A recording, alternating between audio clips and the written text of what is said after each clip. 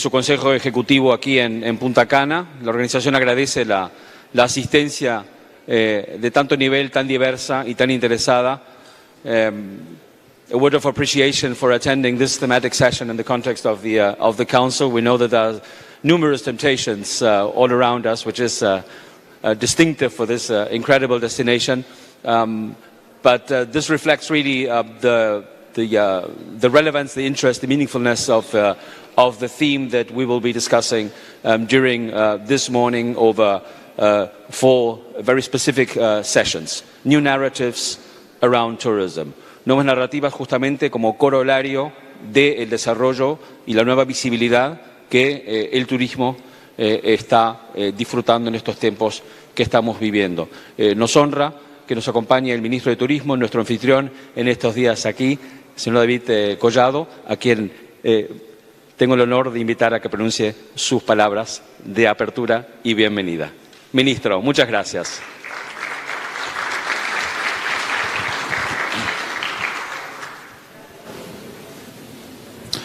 Muy buenos días a todos. La verdad es que no sabía que tenía palabras hoy. Excelentísimo señor Surat Polilikashvili, secretario general de la Organización Mundial del Turismo, Su Excelencia Ministro de Turismo y jefe de delegaciones aquí presentes, embajadores, honorable señor Aníbal de Castro, embajador de la República Dominicana ante la ONU. Quiero destacar la presencia de la directora del periódico Diario Libre, la señora Inés Aispun, para quien pido un aplauso.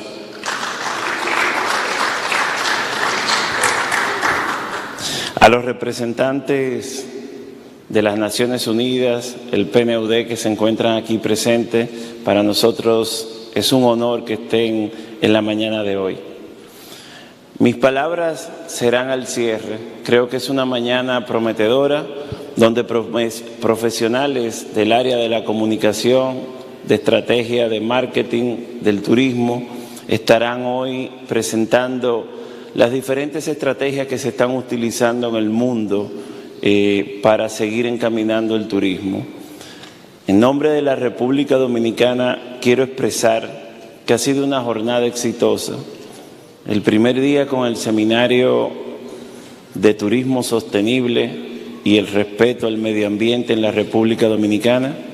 Ayer, en nuestra primera reunión del Comité Ejecutivo de la Organización Mundial del Turismo, la primera vez que se realiza en República Dominicana, fue una gran experiencia, donde vimos a diferentes países expresar sus pensamientos en las diferentes problemáticas que enfrenta el turismo a nivel mundial, como es el cambio climático, un turismo sostenible y amigable al medio ambiente.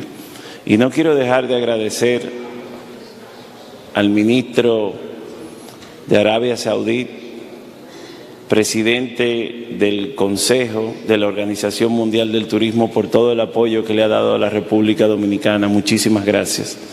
Y agradecer a Surat. Ayer lo dije en la cena, República Dominicana no tiene cómo agradecerte todo el apoyo que le ha dado a nuestro país. Y sé que lamentablemente Surat ha quedado encantado por esa isla que está en el mismo trayecto donde nace el sol, y en 2 años ya ha venido 11 veces. Así que este país te quiere, y si te quieres mudar aquí, ponemos la sede de la Organización Mundial del Turismo en República Dominicana. Muchísimas gracias.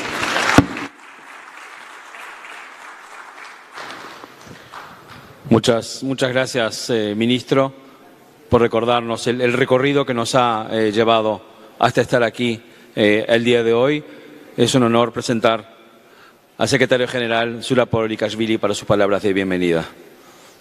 Y secretario general, le recuerdo que después continuamos aquí en el escenario 5 minutos más.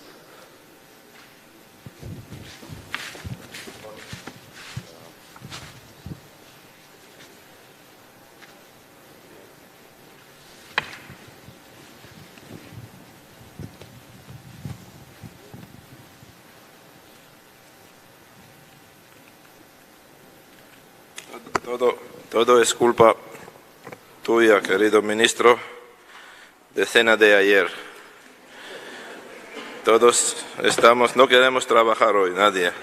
Lo vi con las caras entrando aquí en el hotel y nadie no quería entrar en esta sala, pero muchas gracias. Muy buenos días, estoy muy contento, estamos todos muy contentos, muy felices. Y estoy viendo si está con nosotros o no nuestro querido amigo ministro de Mauritius.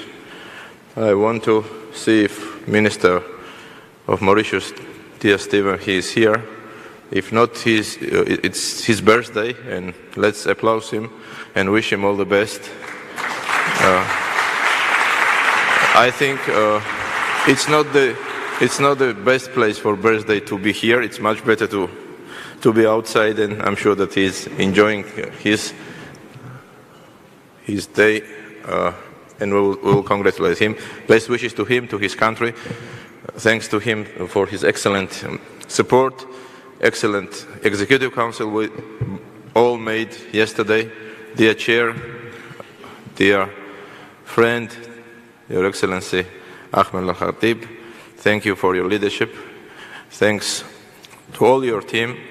I want to thank to our hosts who made us very tired of hospitality these days, and it never stops, you know. And of course I want to thank to my team, my colleagues working very hard to make this Executive Council so nice and so productive. The thematic session of today, I don't know in which language I'm speaking. The thematic session of today, it's very something new for all of us, and I will try to explain why. Because it was mentioned in Interbrandt's presentation yesterday that the world changed already. Tourism has changed, world is changed, we changed. But today, most important thing, one of the most important things for tourism development is communication, how we communicate. We never did this kind of meeting between media, social media representatives, and we have quite interesting and important representatives from big names like Meta is, like Google is, like Interbrand is, BBC. I don't want to miss someone, all of you, many thanks to be with us. Again, it's for us first time we are doing it. Our member states are very interesting to know where tourism is going, how we have to communicate, how we have to promote destinations, how we have to, we were talking about sustainability. If we don't communicate well and if we don't give strong and clear messages to tourists, to ourselves, to our kids, we will not come to the Agenda 2030 or Agenda 2050 or whatever is it. So these kind of meetings, and I asked Marcelo, and we want to make it to create a network of all heads or all departments of communications of all the all member states. First of all, it will support and help to promote our activities like UNWTO, also each one of our member states. The second, we will, as we do, we will learn a lot of things from each other, and then we will become much stronger than we are. So thank you for this another successful meeting. I'm sure that we will have interesting discussions. We will learn again many new things what we don't know. For example, I will tell you that I don't have email. I was saying this is something not usual today. It's not funny and it's not cool, but many people have something which we have to see from them, and I'm sure that this kind of communication we have to establish and to make regional and local level, and it will help first of all to promote tourism destinations and to promote countries, activities all of us and all of you are doing in your countries. So it's very interesting, very creative, and let's use this floor and let's use this networking, which is very important today for make tourism industry better. I want to welcome the members from from our sister or brother organizations from United Nations, UNESCO. Thank you, UNDP, to be with us. We started 2 years ago, thanks to Zorica, to develop this kind of, to stronger our relationship. We are very small, but industry is quite big. So thank you to be together and have a nice day. Thank you, República Dominicana, again for wonderful 3 days. We will come back, don't worry, and we will do more things with you because we love you and we love to have strong, nice friends and good partners. Thank you. Thank you. Thank you. Gracias, Secretaria General, por sentar el marco para la sesión de este día. We're talking about new narratives in tourism, and especially of tourism going beyond tourism, to the extent that at times you don't need to speak about tourism to speak about tourism.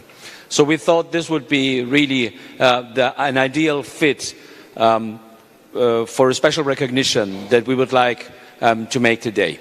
And it's referred to an initiative that has been fostered by the Secretary General since he took office, which is fostering innovation and seizing on the talent of startups in combination with technology. Together with Save the Children Dominican Republic, UNWTO organized the Regional Challenge in Central America and the Caribbean for innovation and digitalization of education through the tourism sector, education for the future. Taking advantage, as I said, of technology to improve tourism, education and training in the region. This is also talking about tourism, not necessarily talking about tourism as the main headline. Contamos justamente con los ganadores de esta competición de startups y contamos también para la entrega, y le voy a pedir al Secretario General que se nos junte con nosotros de nuevo aquí en el escenario, y invito a la directora ejecutiva de Save the Children de la República Dominicana, Álvaro Rodríguez, también que nos acompañe. Gracias. Señor Rodríguez, adelante, Secretario General, y aprovechando que tenemos obviamente a nuestro anfitrión, sin el cual nadie de nosotros estaría hoy aquí.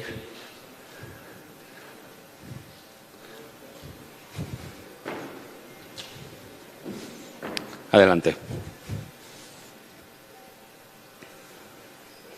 No. Sí.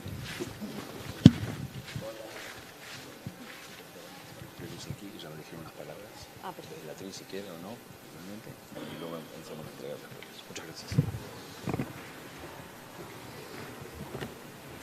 Muy buenos días a todos y todas. Ministro David Collado, en nombre de Save the Children, República Dominicana, y en nombre de nuestro presidente, el señor Juan Tomás Díaz, quiero agradecer al secretario general de la Organización Mundial del Turismo, ZURAP, a Natalia Bayona, que no nos acompaña, por haber propuesto esta iniciativa y por haber confiado en nuestra organización para el desarrollo de este reto, Educación para el Futuro, el primero de este tipo realizado en América Latina.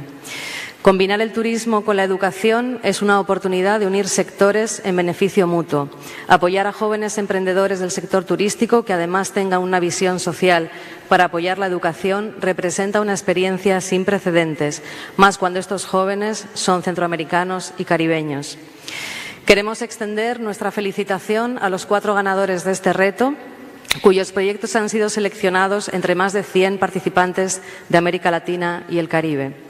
Para nosotros, la mejor inversión que podemos hacer en cualquier país es la educación de nuestros niños y niñas. El país que tendremos mañana es el reflejo de nuestra niñez de hoy, y a esto pueden contribuir todos los sectores, como representa hoy el sector turístico también. Muchas gracias.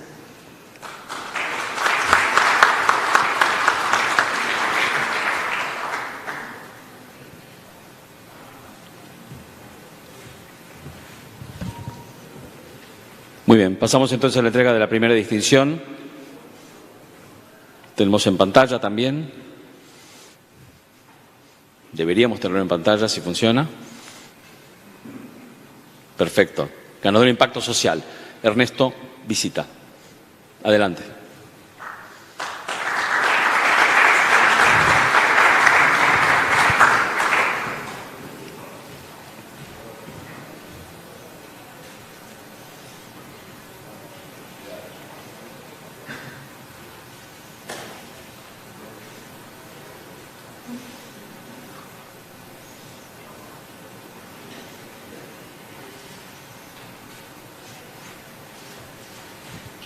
Muchísimas gracias. Pasamos a la siguiente categoría, por favor. Fundación Agua y Tierra. Felicitaciones.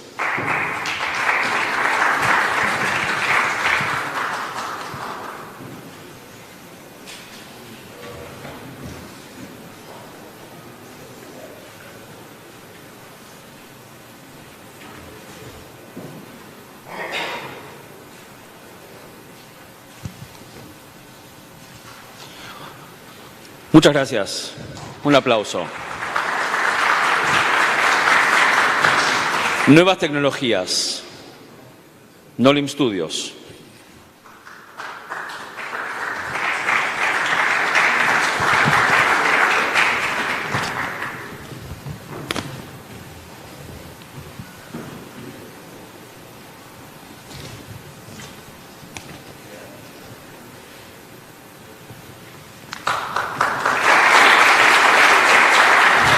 Muchísimas gracias. Y concluimos también en la categoría Nuevas Tecnologías con Sport Town. Muchas gracias y gracias por felicitarlo con un buen cálido aplauso. Gracias.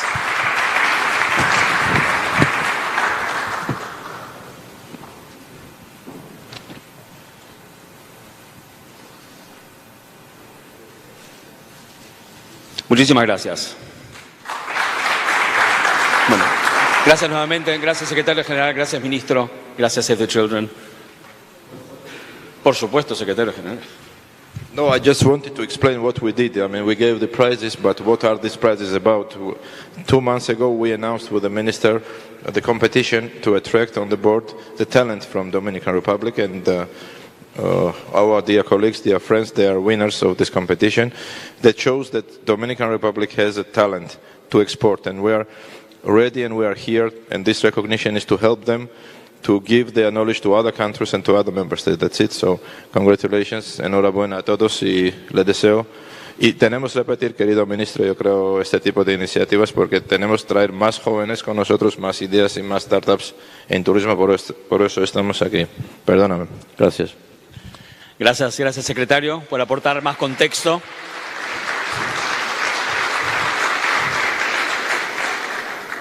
Con lo cual ya entramos en sesión realmente, porque de esto se trata, ¿verdad? Es decir, el turismo no solo relegado al segmento que cubre al producto turístico como tal. We have to go beyond tourism narrative, just being isolated, so to speak, within the promotion of destinations of tourism products, as important as they are. But we see here that tourism has many circles of influence and of interaction. And tourism is also at the end of the value chain of the whole development process. That's why not only is UNWTO specifically directly linked with curating items within the global goals, but of course we tick many boxes. Tourism is a result. Tourism needs the infrastructure, needs the education, needs the sustainability, needs energy management, water and so on. This is why I reiterate, you don't need to necessarily talk about tourism to be talking about tourism. Today's session has 4 legs. The first one will be, and the Secretary General already referred to this, we were talking about how do we brand, how do we position, how do we innovate how tourism is communicated, both from a branding and commercial aspect, but also to the broader public. Why? Because the pandemic made it clear. Tourism's relevance became clear due to its absence. This is when tourism awareness beyond the normal sphere of tourism became much more important, both at the political decision-making level, at the investment level, and naturally at the media level. Interbrand will be part of the first session where we will address these topics in conversation also with the specialized journalists. I think we can have the first, that's them, who will be joining us here. The second segment, we are privileged to count on Instagram and Meta as partners. It's curious, and then again it's not, that Instagram embraced actively tourism at the height of the pandemic. This is when we started to work with Instagram, and UNW is extremely grateful for this partnership, which is so relevant and so important. A visionary approach, and we're talking technology, and we're talking new ways of involving not only the destinations but also the users, not also the promotional boards, but also the ministries. So how do we enrich the narrative of tourism? The Dominican Republic is a world example of a tourism economy which has embraced tourism as a pillar of its development. And this has also a corollary in how it's positioned in the media. And I'll be honored to have a conversation with the leading newspaper directors of the country in terms of what lessons can we learn from the Dominican experience in how to position tourism beyond tourism. So tourism mainstreaming also, not only in the economy, but also in the media landscape. And finally, we've had, and thanks to the generous support by our host, the Dominican Republic, a group of media traveling the country over the past 3 to 4 years, ahead of the Council. They will provide fresh insights on what they see as a relevant tourism story. A broad sketch, few ideas to share with us and to exchange. We will try to make this as dynamic as possible, each segment. Time is never on our side, but this is not a bad thing. Especially we want to really ensure that our audience has specific takeaways. And then we will, if time allows, we will have, of course, we open the mic for interventions, for quick exchanges with the panelists. So without further ado, Pedro, Borja, Michael, join me up here. Don't be shy. You're not shy, guys. Exactly. And a warm round of applause. Thank you so much. Thank you. I want to sit here, if you don't mind.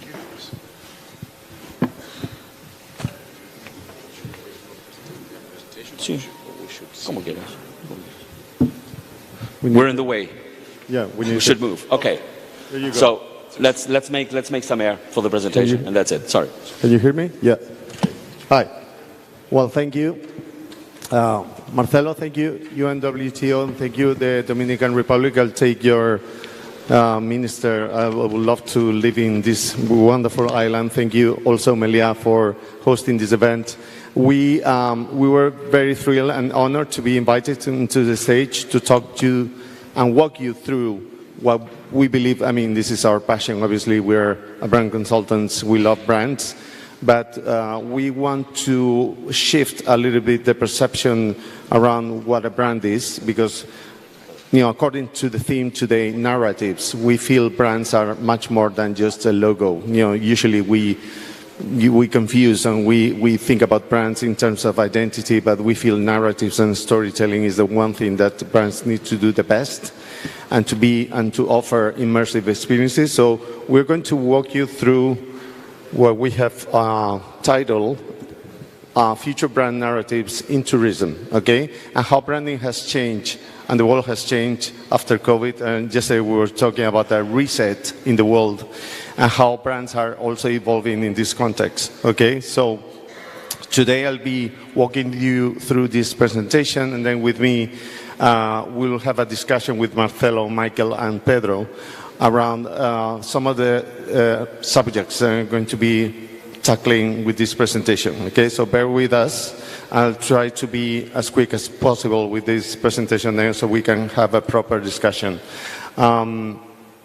Interbrand, well, yesterday we talked about that. I'm not going to stop here a lot, but basically we coined the term branding. We were the inventors of this, and we've been around for many years. So this is just to tell you that we love brands. We have been around. We have been working with brands in many industries. And today we want to talk to you about the industries and how brands are competing outside industries more and more, and the brands that are performing better are the ones that are breaking the boundaries of industries. So we, as I said, been around working with many sectors, but especially obviously with, here are a few examples, whether it's a destination, a city, a museum, a country, a region, a province. Destination brands and tourism brands have many faces. We tend to identify just country branding, but there are many ways in which you can talk about brands. Lately, we've been working a lot with Saudi Arabia and many brands and tourism and destination brands in the country. So we're going to use some of the examples to tell you how we are evolving in the way we work with brands. One thing is for sure, brands have never been as important as today. We in Interbrand like to talk about the brands have gone through different ages. We at the beginning was a matter of identity, then brands evolved into being a valuable asset, and we invented brand valuation. We also stepped into a different era where experience brand was in the experience was the one thing that we started to feel immersive, and brands started to create experiences that felt relevant to the consumers, and then evolved into the age of you. And this is when technology allowed the consumer to be empowered, so brands would shape their offer and their experiences around tailor-made experiences around their consumer. So, as we like to say, at the beginning, brands were identifiers, then brands started to become valuable assets, then experiences, and then ecosystems. So, and this was in the past, and this is cumulative over time, but what is the next era? What is the next phase? Where are brands heading towards, especially after this reset that we just, and this disruption that the world has gone through? So again, identifiers, we all know destination brands and tourist brands, the most iconic ones. I love New York.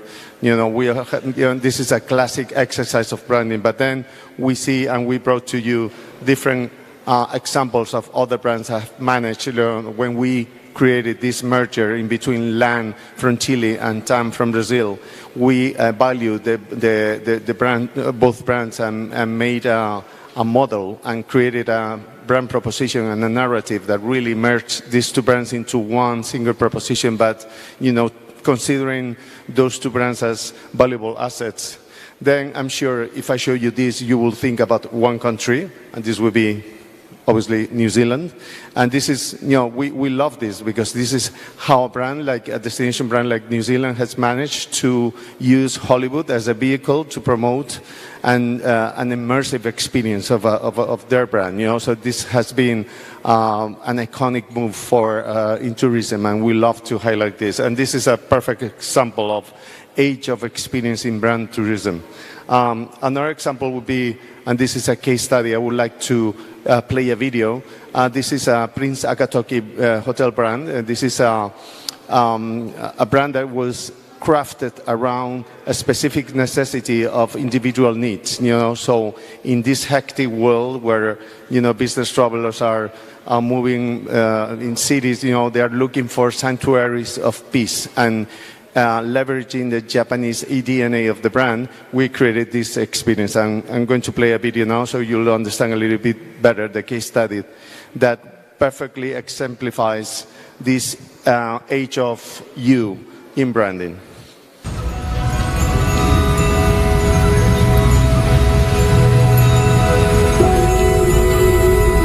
せわしない街で目まぐるしく生き、立ち止まる間も休む間もなく流れ続ける日々。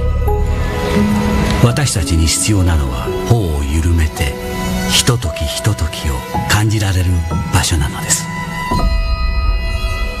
The name Akatoki comes from an ancient Japanese word for dawn, because dawn marks a new beginning. At dawn, anything is possible.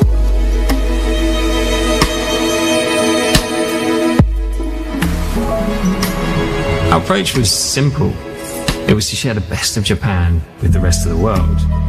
Japan's a really incredible place where design's evident in so many elements of daily life. The craftsmanship, that obsessive attention to detail, and spaces that were built to create a sense of quiet mindfulness. To bring that to life, we based our design philosophy on Fusuma panels, traditional Japanese sliding doors that literally move apart and redefine a space. What that means is when they open up, it's like an invitation for people to try something new. Japan has its own distinctive style of hospitality.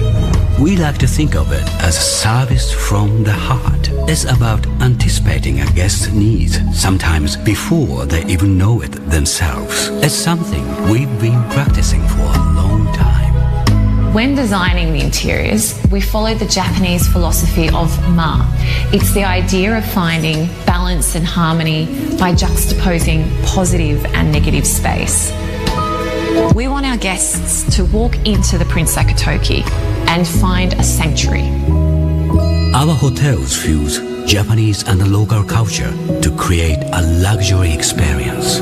And they are made for you. From the moment you arrive, you are invited to slow down, breathe, and re-enter the world, feeling new again.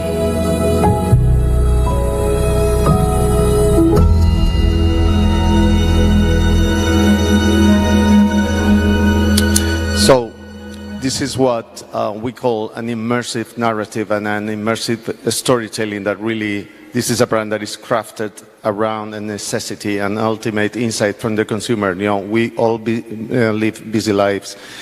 Welcome to this Prince Akatoki Sanctuary of Peace, where we will celebrate the Japanese culture. You know, so this is what we call is branding. Is not so much about the name or the logo or the colors, you know, but rather the whole holistic experience that the brand is offering. So, to our point before, you know, brands have never been so important, but however, what we feel is their role has changed dramatically. What we see now is that consumers are moving faster than brands. We see that the society, technology has allowed consumers to be ahead of brands. So companies and brands are a little bit lagging behind and trying to be to deliver things that surprise. And, you know, so that's the challenge for brands into the future. You know, how are we going to be able to surprise, to do bold moves, and to do things that will engage us with the consumer? So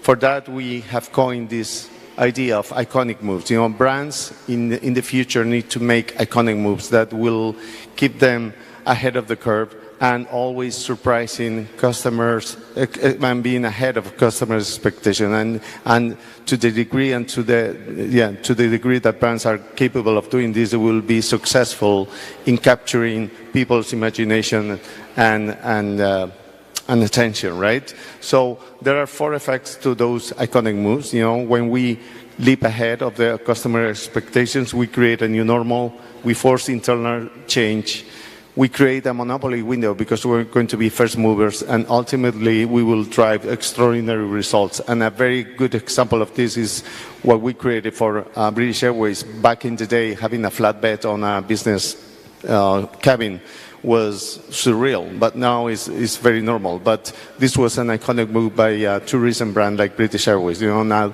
everybody else followed, but then it gave them a window of opportunity and a monopoly window that will help them grow the business and be ahead of the curve, as we said. You know, another example we love and we work a lot with Middle East and Alula. You know, it's a destination brand that are doing amazing things. You know, so the whole nature of the environment. I don't know if you've been there, but it's a little bit like Petra in Jordan. You know, so all these caves, you know, all this pristine environment, this virgin environment of you know, where you can submerge in the culture, and the way they are addressing this is a hotel by Jean Nouvel, which is carved into the stone. You know, this is how a brand is incorporating the DNA of the destination into the way they are developing facilities and infrastructures and hotels.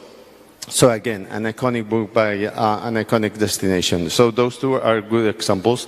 So, but the question remains, you know, what's next in branding? You know, so what we feel is, and we tend to talk less about positioning, because if the customer is constantly changing and we need to be ahead of the curve, to which degree having a brand position made us a little bit static, so we should be something more dynamic. Brand should be less about where you stand and more about where you're heading towards.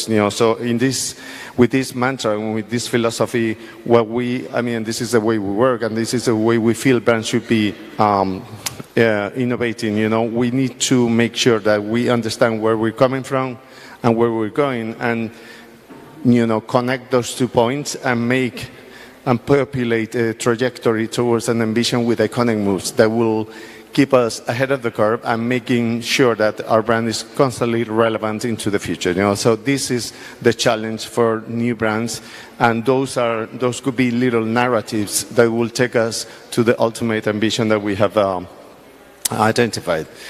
And then we see a world with crisis. What we have seen, and after working with many industries and many brands, is that unsatisfied customer that is constantly moving and evolving is less and less reliant on governments, on the media, on NGOs.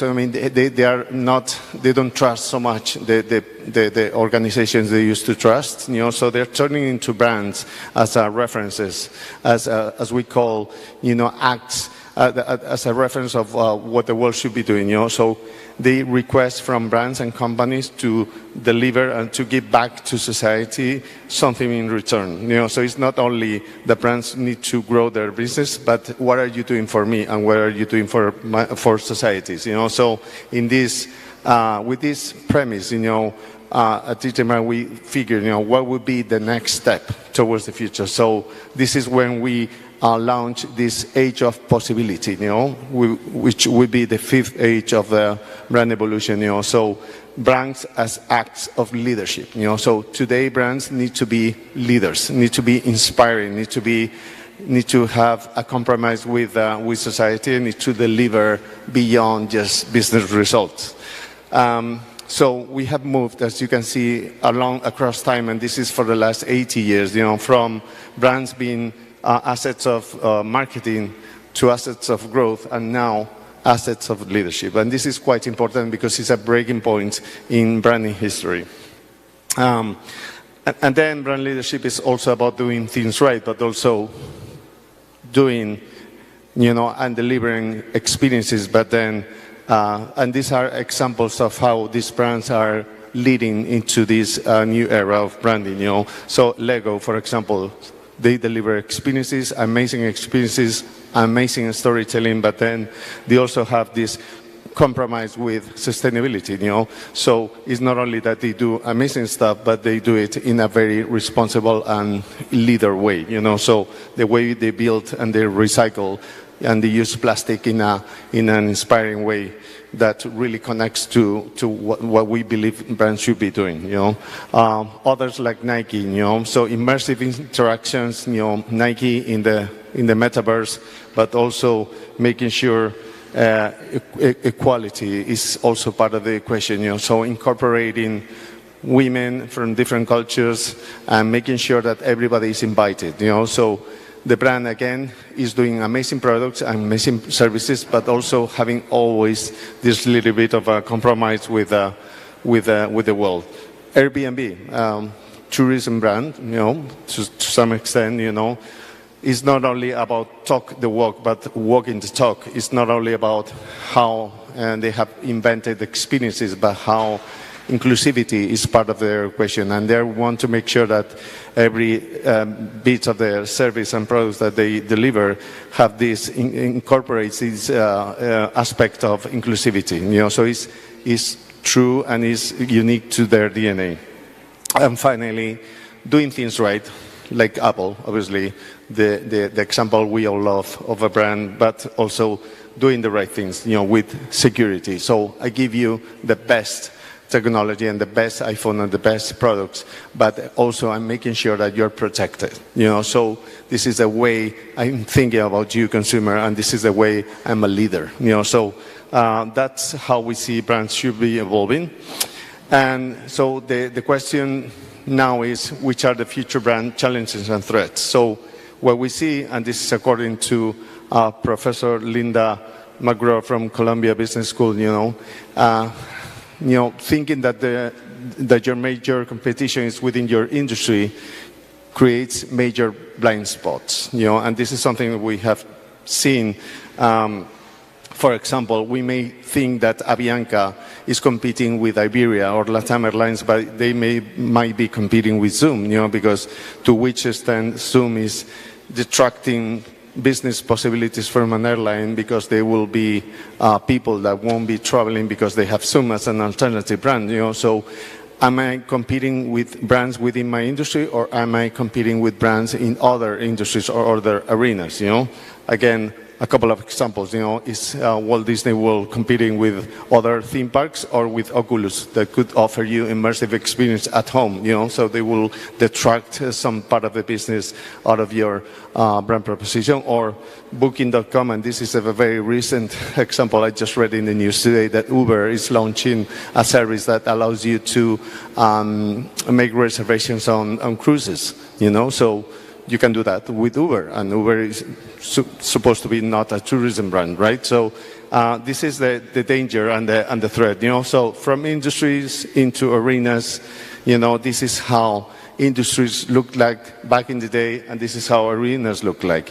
Arenas are based on customer needs, specific customer needs, whether it's to explore, to thrive, to play, to move, instead of banking, airlines, tourism, So this is how we feel brands should be moving towards arenas. And this is a very good example of a brand that has understood this very well. They started out selling books, as we all know, but then they started populating their offer of products and services with different, whether it's video, whether it's music, with supermarket, whether it's, distribution, whatever. And to the degree they have managed to expand their offering in different arenas, they've been able to make sure that the brand value and the business has grown significantly because they are not playing within one single industry of, books, but rather playing with different arenas. So this is quite a good example, and we feel there is an opportunity for tourism brands to do something like this. So Explore would be the arena for tourism. This is the natural arena. What we see is that Explore has different aspects and definition. What we have defined or identified Explore is about lust of life. It's about Explore brands awaken, inspire, and fulfill our desire for the unknown. Explore is about being our most alive. So tourism brands is all about this, right? So we have identified 6 Explore brand narratives, and we have illustrated those 6 narratives with 6 examples of brands that we have worked with. So the first one would be, Explore brands are self-explanatory guides, that brands that help us explore clear, first and foremost, about the journey within. And this is an example of a brand, hotel brand that we did in Patagonia in Argentina, but it has 4 destinations already, 4 hotels. What they do is they offer you very immersive experiences. Again, the hotel is completely embedded into the landscape, and they allow you to find yourself, to make the most out of your potential and the benefits. And what they do is they buy land, and they make sure that the land that they buy, they protect it. So this is how a brand like Explore is pushing for a narrative like, allowing you to explore yourself and explore the world around you. This would be one narrative. Another example of a very recent project that we did in Sydney. This was a rebranding for Harbour. Sydney is very dependent on the icon of the Sydney Opera House. So this client, this is another part of another harbour.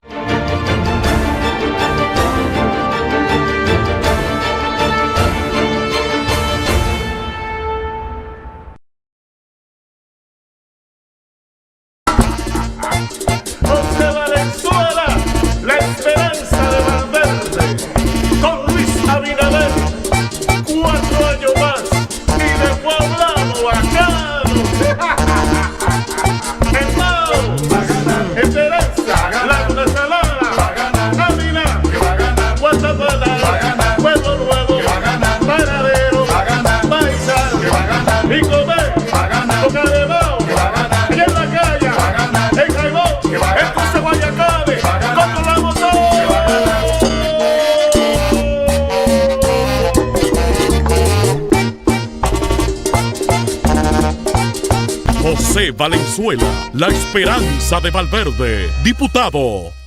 Pa' que mi pueblo esté mejor, me voy con Salvador. Pa' que mi pueblo esté mejor, me voy con Salvador. Pa' que mi pueblo esté mejor, me voy con Salvador. Pa' que mi pueblo esté mejor, me voy con Salvador. Porque eres un hombre bueno, ganará, ganará. Por eso lo quiere el pueblo, ganará, ganará. Allá en Loma de Cabrera, ganará, ganará. Y en Partido Dajabón, ganará, ganará. Y en Restauración, ganará, ganará. Y en El Pino Dajabón. Pa' que mi pueblo esté mejor, me voy con Salvador. Pa' que mi pueblo esté mejor, me voy con Salvador. Pa' que mi pueblo esté mejor, me voy con Salvador. Pa' que mi pueblo esté mejor, me voy con Salvador. Aquí todos estamos claros, ganará, ganará. Tiene el triunfo asegurado, ganará, ganará. Se dice en todos los lados, ganará, ganará. Que es el más capacitado, ganará, ganará. Y se dice que en Cañongo, ganará, ganará. En Santiago de la Cruz, ganará, ganará. Y en Capotillo se dice, ganará, ganará. Y también en Manuel Bueno. Pa' que mi pueblo esté mejor, me voy con Salvador. Pa' que mi pueblo esté mejor, me voy con Salvador. Pa' que mi pueblo esté mejor, me voy con Salvador. Pa' que mi pueblo esté mejor, me voy con Salvador. ¡Ja! No hay duda de que se va Salvador.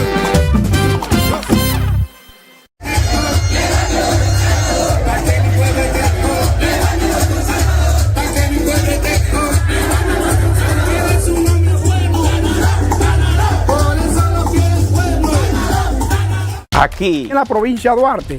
Esto es Cambio. La provincia de Duarte es una provincia maravillosa. La gente de aquí somos todas trabajadoras, buenas y serviciales. En otro tiempo, verdaderamente fuimos abandonados. Realmente era un caos. Pero después que nuestro presidente Luis Abinader llegó, nosotros estamos dentro del cambio, de ese cambio que el presidente soñó. Nos encontramos en la provincia de Duarte, en donde el gobierno central, a través del Ministerio de Obras Públicas, ha venido realizando un conjunto de ejecutorias para mejorar la calidad de vida de los habitantes de esta provincia. Y se están cumpliendo los trabajos a capa y espada. Antes esto era intransitable. Porque imagínate, si antes era mucho polvo y un desastre. Hoy día esta vía no está en una maqueta, esto es un diseño realizado. En tiempos atrás solamente había un beneficiario del puente Guisa, que era el río, porque cada vez que hacían un puentecito lo hacían malo y se iba. Esa obra para nosotros ha sido una obra maravillosa. Vimos realidad este sueño. Y miren, 2 años aquí se ha asfaltado a donde quiera. Ahora podemos salir en los vehículos, llegamos más a tiempo y nuestros vehículos no se deterioran. Y agradecidos estamos como comunitarios por eso. También tenemos lo que es la reconstrucción, el asfaltado de la carretera de Controva hacia San Francisco, así previendo accidentes y mejorando la seguridad vial de la misma. Esto que ustedes están viendo hoy aquí es solo una pincelada de lo que está haciendo el gobierno en la provincia de Duarte. Ya quisiera yo haber nacido en Dajabón, porque llega un momento en los tiempos de elecciones que la gente se rompe la cabeza buscando un candidato adecuado, que represente bien los intereses, que sea acucioso, que sea investigador, curioso, que sea solidario, que tenga sensibilidad, que le preocupe la suerte de los demás.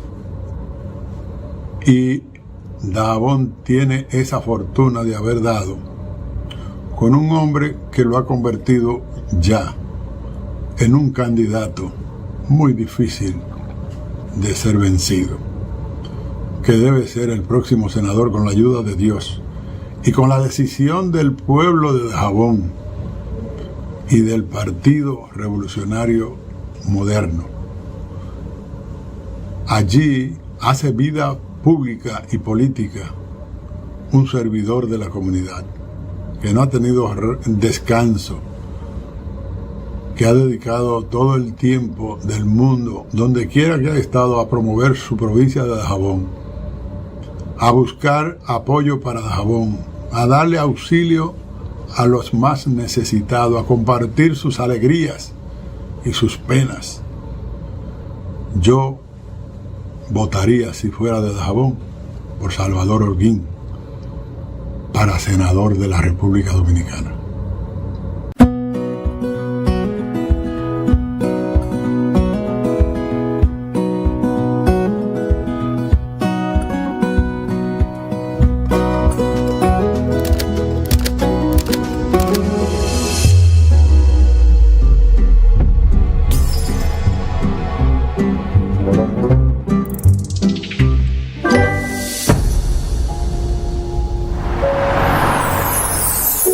¿Buscas un espacio a tu medida? Encuentra el camino a tu casa con Expogar Banreservas, con tasas desde 7% y las mejores condiciones para que puedas adquirir esa casa, villa o local propio. Banreservas, el banco de todos los dominicanos. En Los Ríos estamos ejecutando una obra que se llama el saneamiento pluvial y sanitario de la cañada de Arroyo Hondo. Hemos alcanzado ya el sellado de la cañada. En los 35 años que tengo viviendo aquí, el primer presidente viene aquí a la cañada. Desde que empezaba a llover estaba todo el mundo de pie y con la cama amarrada en soga. Teníamos una precariedad con esta cañada, eso era insoportable. Una vez uno a las 12 de la noche tenía que levantarse a ayudar a los vecinos, a meterse al agua porque se inundaba todo. Llegó el cambio al sector de nosotros Los Ríos. Ya prácticamente eso ya está pasando a la historia. Ya no le decimos cañada, le decimos la ex cañada. Nosotros tenemos ya un presidente que se duele por nosotros, que nos ha escuchado. Mucha diferencia. Ahora cuando llueve uno se siente asombrado porque ni siquiera ve el agua cruzar. Está uno prácticamente en un paraíso. Se resuelve un problema de salubridad, se resuelve un problema de derramamientos de agua, de crecida de las cañadas. Alcanzar lo que hemos hecho en esta etapa, esto es cambio. Ya los niños juegan, no tenemos susto de que está lloviendo y vamos a tener que salir corriendo de aquí porque lo estamos disfrutando bastante, nos sentamos en la tarde, nos recreamos. Ya todos los domingos, los fines de semana lo vamos a compartir todo en familia aquí, ya ustedes saben. Este es el cambio que nos prometieron. En menos de 3 años, lo que se prometió se está cumpliendo. Liceo Experimental de la UAS. Ampliación de la línea 1 del Metro de Santo Domingo. Parqueo de la Tarazana. Universidad Policía Nacional. Remodelación Campamento Duarte. Distrito Nacional. Reconstrucción Parque Julio Núñez. Corredores de la Churchill. Readecuación y reforzamiento Hospital Padre Villín. Y vienen muchos cambios más. Porque pensamos en todos, empezando por ti. Esto es cambio. Gobierno de la República Dominicana. Vamos a ver si yo sé hacer trenza, mija. ¿Tú estás nerviosa? ¿Y por qué? Bueno, mija, ya son 14, ya tú eres una mujer vieja. Yo a tu edad ya le tenía limpio el ranchito a tu pai y andaba contigo en la barriga. ¿Y por qué? ¿Cómo que por qué, mija? Los hombres esperan que tú sepas hacerlo todo en la casa. Pero, ¿por qué? Mira, mi mamá decía, tú tienes que atender al marido, parir muchacho, cocinar y limpiar. Eso de estudio y universidad, eso no era para nosotras. Eso decía la gente en mi tiempo. ¿Por qué? Porque eso fue lo que nos tocó. Es que no había otra opción. ¿Por qué? Mira, ahora que tú me lo dices, mija, hasta yo quisiera saber por qué. No hay un porqué. Las uniones tempranas les roban a las niñas y adolescentes la libertad de desarrollar todo su potencial y elegir un mejor futuro. En Santo Domingo Oeste, lo que se prometió se está cumpliendo. En menos de 3 años, lo que se prometió se está cumpliendo. Construcción residencial Hato Nuevo Quinto. Mi vivienda Hato Nuevo. Saneamiento pluvial y sanitario Cañada Café de Herrera, fase 1 y 2. Saneamiento pluvial y sanitario Cañada Los Rieles. Saneamiento pluvial y sanitario Cañada La Malanga. Plan piloto transporte escolar. Y hay pila de obras que ya arrancaron. Porque pensamos en todos, empezando por ti. Esto es cambio. Gobierno de la República Dominicana. Aquí, en la provincia de Santiago, esto es Cambio. Imagínate tú, no es fácil. Nadie nos hacía caso. Después de tener más de 12 años en la comunidad abandonada, nuestros barrios que daban pena. Claro, el cambio se siente desde que Luis Abinader tomó las riendas de nuestro país. Teníamos varios años esperando la terminación del tramo de la circunvalación norte. Es un tramo que nos ayuda a descentralizarnos de la ciudad y en el cual nos da una potencial muy alta, tanto de trabajo, porque ya no es una promesa, es una realidad. Son 77 barrios que se han comunicado directamente. Nos dignifica como personas y aparte que nuestro entorno coge más valor y nuestra propiedad. Nos encontramos en el puente Abraham Gómez. Teníamos un largo tiempo ansioso por este puente. Este puente comunica la autopista Duarte con Laguna Prieta, Puñal y Guayabal. Cuenta con todos los elementos estructurales y las especificaciones técnicas que debe contar con un puente metálico. Desde el 2008 no se le daba un remozamiento a esta arena y estamos más que agradecidos tanto como santiagueros y como presidente de la Asociación de Baloncesto de Santiago. Los santiagueros estamos orgullosos de esta gestión porque se siente el calor del gobierno ayudando a su gente. Esto es Cambio. En Santo Domingo Este, el cambio se está cumpliendo. En menos de 3 años, lo que se prometió se está cumpliendo. Construcción residencial Ciudad Altos de la Riviera de 336 viviendas. Cañadas Cancino. Reconstrucción, ampliación autopista Las Américas. Prolongación de la avenida Ecológica. Ampliación de la autopista San Isidro. Construcción de la avenida Hípica. Sustitución de la red alcantarillado sanitario Invivienda. Colocación de la línea de agua potable de 20. Se hizo en un tiempo récord. Porque pensamos en todos, empezando por ti. Esto es Cambio. Gobierno de la República Dominicana. José Valenzuela, la esperanza de Valverde, con Luis Abinader, 4 años más, y después hablamos bacano. Hermano, esperanza, la venezolana, Amina, Guatapala, Pueblo Nuevo, Paradero, Paisa, y comer, boca de bao, y en la calle, en Jaibón, en Cruce Guayacabe, controlamos todo.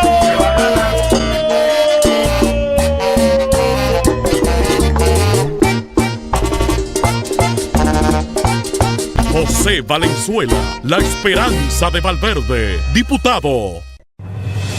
Lo que San Cristóbal necesita se está haciendo. En menos de 3 años, lo que se prometió se está cumpliendo. Mejoramiento Acueducto San Cristóbal. Proyecto de reparación del Centro Médico del Primer Nivel La Palmita. Instituto Preparatorio de Menores Refor. Fase 2 de Dominicana se reconstruye. Trébol de San Cristóbal. Planta de tratamiento de aguas residuales. Y ahora que falta mambo. Porque pensamos en todos, empezando por ti. Esto es Cambio. Gobierno de la República Dominicana.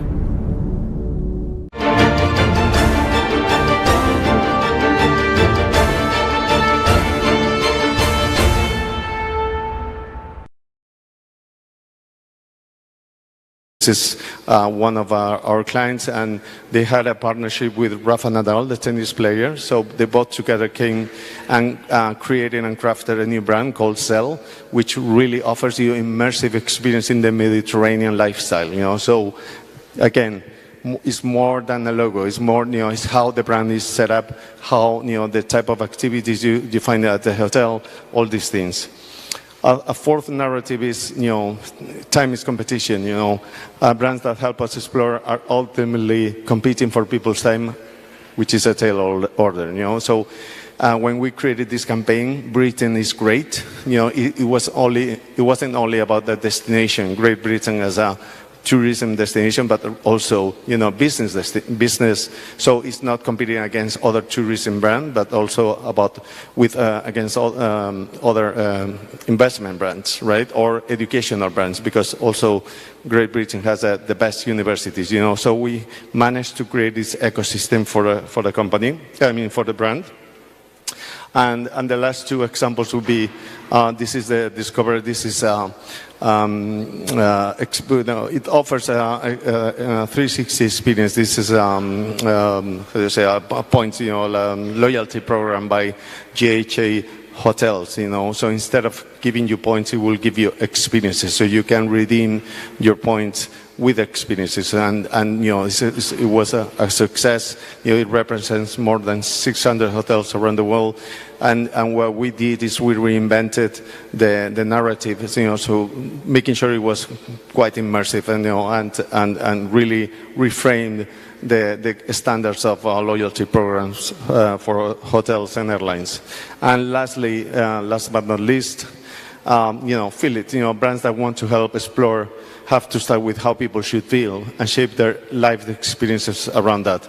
We feel that Saudi Arabia is doing an amazing job and leading in with brands that are really groundbreaking. How, from Saudab Peaks to Red Sea to Qiddiya to the Rig. I don't know if you are familiar with these experiences, but these are groundbreaking, and it's really interesting to see how these are crafted around specific needs of the ultimate consumer.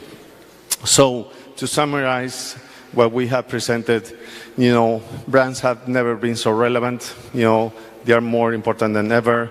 Their narratives need to be immersive.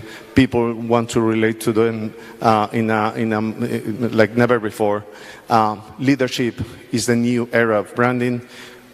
People expect brands to be leaders, to give back to society, to have a positive role. The moves the brand makes, brands need to keep and be ahead of the curve, and need to be always surprising and fresh and new, to be relevant and to stay relevant over time. Arenas, we're not competing in industries, we're competing in arenas. So let's make sure that, we're looking to the sites and making sure that, our competitor or whoever is taking business out of our business is not coming from the same industry but other industries. And finally, explore as the arena that is most relevant to tourism brands. Okay, so I'll leave it here, and I'll give you now the word to Marcelo, Michael, and Pedro, who will be discussing a little bit of these subjects. Okay, so thank you. Thank you.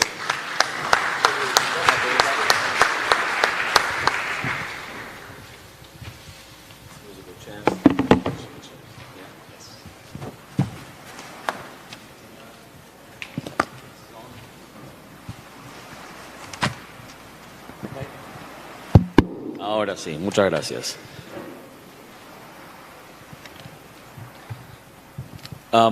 Enough Interbrand for the time being. Does it make sense from a media standpoint? What's your takeaway from this? When we're talking new narrative, you travel the world, you identify stories on the ground around tourism, package them, and hopefully position them. So, where does this fit in? It makes perfect sense when you live in the media world, and having sat through and have it explained in detail. But the challenge from a media perspective is, how does the media take this and communicate that to the end consumer? And I think that's the challenge. The conversation, the plan, the description there is excellent, and I love the fact that we finish with explore, because that's what media want to do. But that's the challenge.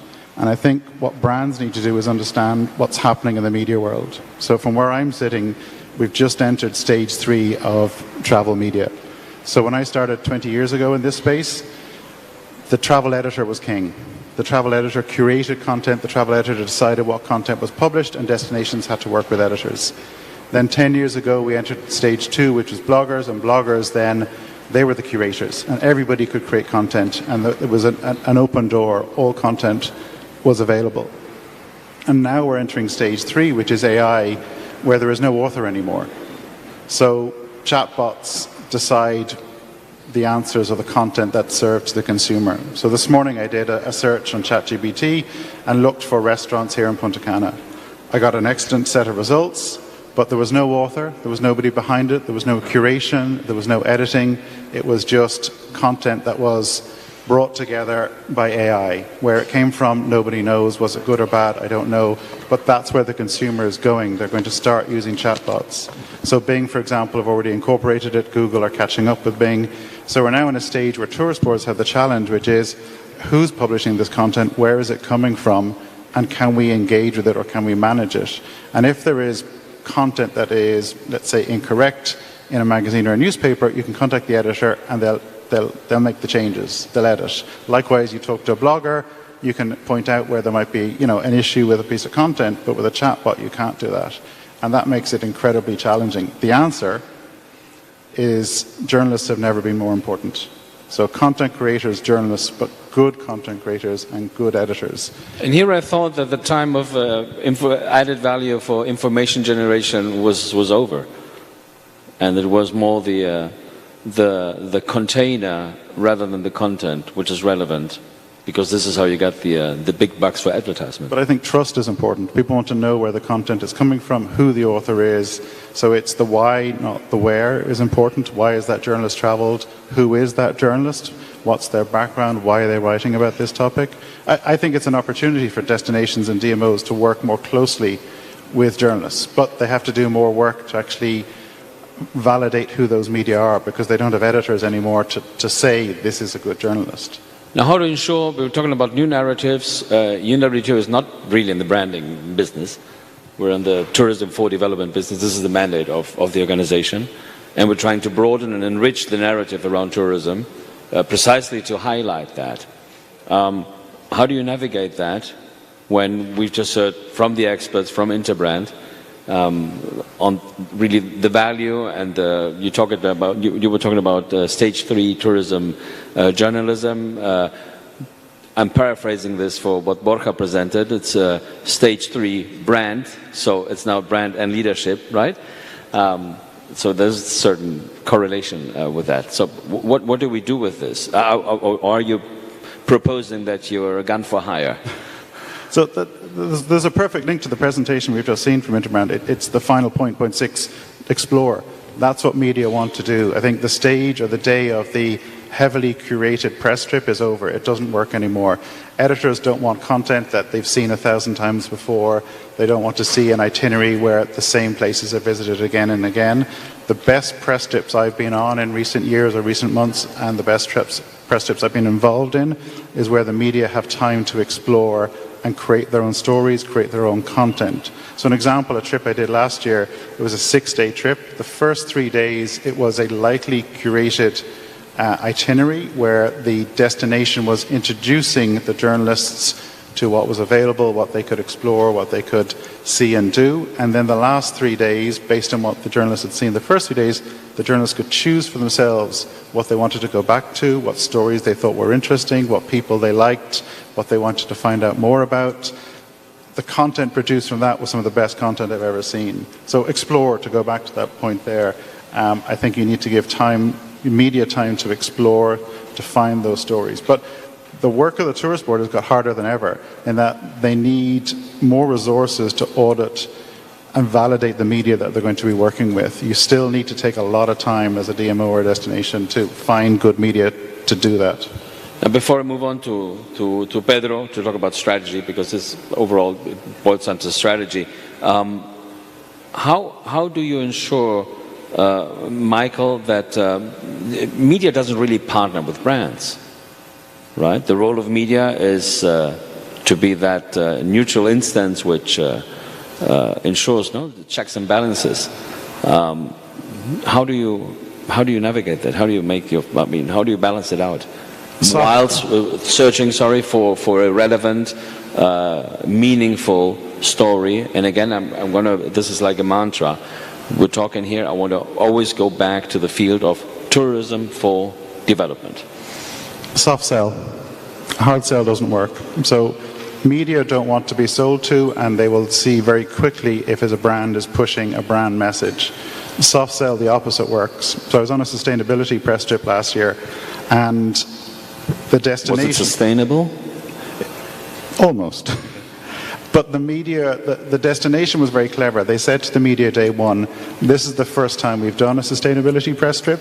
We're new to this. We're learning.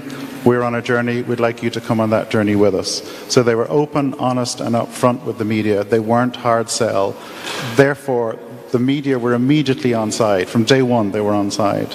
So again, it worked. Now, that said, sustainable tourism or media to date, the challenge has been any trip I've been involved in or on, the DMO is inviting specialists in sustainable writing and tourism, whereas in fact for us to really engage with sustainable tourism, I think mainstream media, everybody has to be on those press trips. It can't be just the specialist media. But soft sell, to answer your question.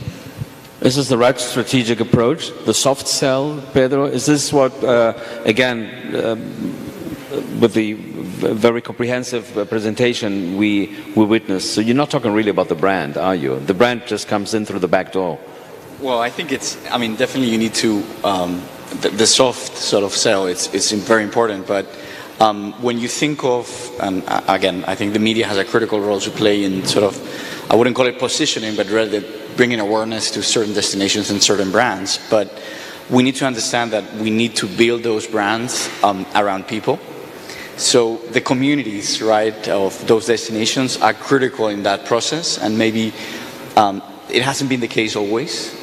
So if we want to tell stories, we have to tell stories about people and about communities, right? So how you engage not only consumers, but the people that are going to be directly impacted by that tourism is critical. So as for the role of the media, I think it's critical in those new narratives and portraying tourism in a different way and a different light, and the impact that tourism generates in destinations and to communities. But at the same time, I think brands have a responsibility to be developed around and created around people and communities. And to your point, I think I'm myself a backpacker.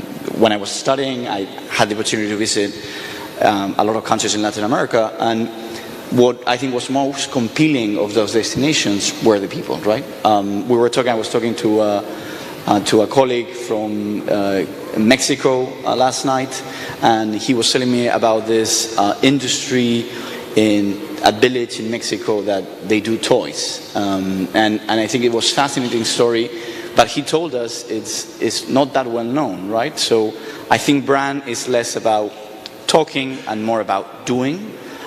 So I think portraying a message, it becomes harder because I think consumers, I think just detect very, very quickly when they are being sort of doctored or it's being a tailored messaging approach. We had the first mover advantage. Borja mentioned first mover advantage. We had the first mover advantage because we were the first out of 4 blocks at this session. Okay, we started late. We need to call it a wrap at this stage. Of course, feel free to engage as we move on. But then again, both of you have addressed from your perspective and respective angles DMOs, for those not familiar with our acronym words, Destination Management Organization. So those promoting actually destinations. So what would be your message to them? How do they? How can they engage in this in a meaningful way, in a relevant? I would say people first, right? Communities, people that are going to be working in the industry in your country, and consumers. And I think if you bring them to the table in defining those brands, you will be successful. If you're empathetic and you're able to meet customer expectations, not just from a demand perspective, but rather your value proposition. What you bring to the table has to be about people, and destination obviously has to be the weather, the sun, the beach. It's phenomenal, and Dominican Republic is the perfect example of that. But ultimately, and I would say firstly, if you want to develop a brand for the 21st century that is truly relevant, has to be about the people, through and through, end to end, people first, and then brand, because brands they need to appeal to everyone in the value chain, and that's critical. Thank you, Pedro. Before I'm losing here my papers, my notes, strategic notes, and to you, Michael. You mentioned media trips. which used to be one of the resources to really amplify the message. You mentioned what media trip you would attend, okay, when you can really craft the agenda, identify what's interesting. Which are the ones you would refuse? What should DMOs not invite you to attend? Because at times, and this is our experience in UNWTO, and this doesn't necessarily relate to tourism, but the freebie is not that attractive anymore. Free travel, accommodation, etc., that doesn't ensure any coverage at all. No. Okay, having said that, so that's the wrong answer because I preempted that. What's the media trip you would not attend? So the really good journalists that I work with, or the trips that I go on, are the trips where it's solo travel. So the really good media who produce great content in great publications with great audiences, they're doing trips by themselves now. They're not doing the group trips anymore. There is still a place for the group trips, but the best examples and the trips that work the best are where you're asked as a journalist, what would you like to do? That's it, no more. And the journalist gets to curate or at least engage and talk to the destination and say, well, this is what's of interest to me. This is who I am as a person. This is my heritage, my background. This is my voice, my audience. This is what I'm interested in. And the reason I go back to media being so important and dealing with the issue of AI, because it's amazing what's happening at the moment, is a chatbot or a chat tool or GPT cannot convey emotion or happiness or joy or an experience. They're getting better at it. I hope they don't get to that stage, but they are getting, and it's amazing what's happening. But I think only a good journalist can do that, and that's what sells. So in terms of soft sell, if a journalist is talking about an experience, an emotion, happiness, and people that they met, the brand benefits automatically without even having to mention the brand. So it's people first. 100%. Okay. Always. All right. So you can work for Interbrand now. So thank you very much. Thank you, Borja, down here. Thank you. Please, warm round of applause for Pedro and for Michael. And we move on. Next segment. Thank you. Feel free to just return. Leave the mics here. Thank you again. So it's people first. And if there is, talking about brands, if there is someone, a brand, an institution already, and it's become a verb, it's become everything, and it's related to people, and it's based on people, and we believe it puts people first, it really is Instagram. And it really is that connection. So what a coincidence that we have Instagram and Meta joining us here. So come on the stage. These are our two speakers. Yes, they should be here. There they are. Exactly. Pardon? You call the session. You shoot the video when you want. But okay, they'll be joining us soon here, and first they have a little taste of what they've been doing and how we've also been, collaborating. Thank you very much. Podemos ir a mostrar el video. Gracias.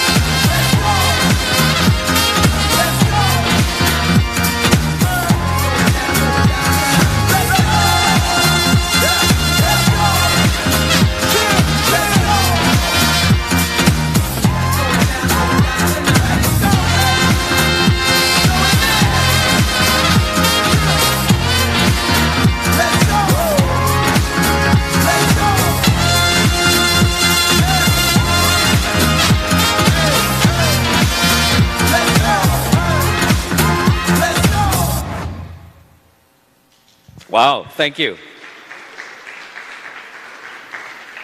Don't stumble, Sharon. She's actually seeing the world through her eyes.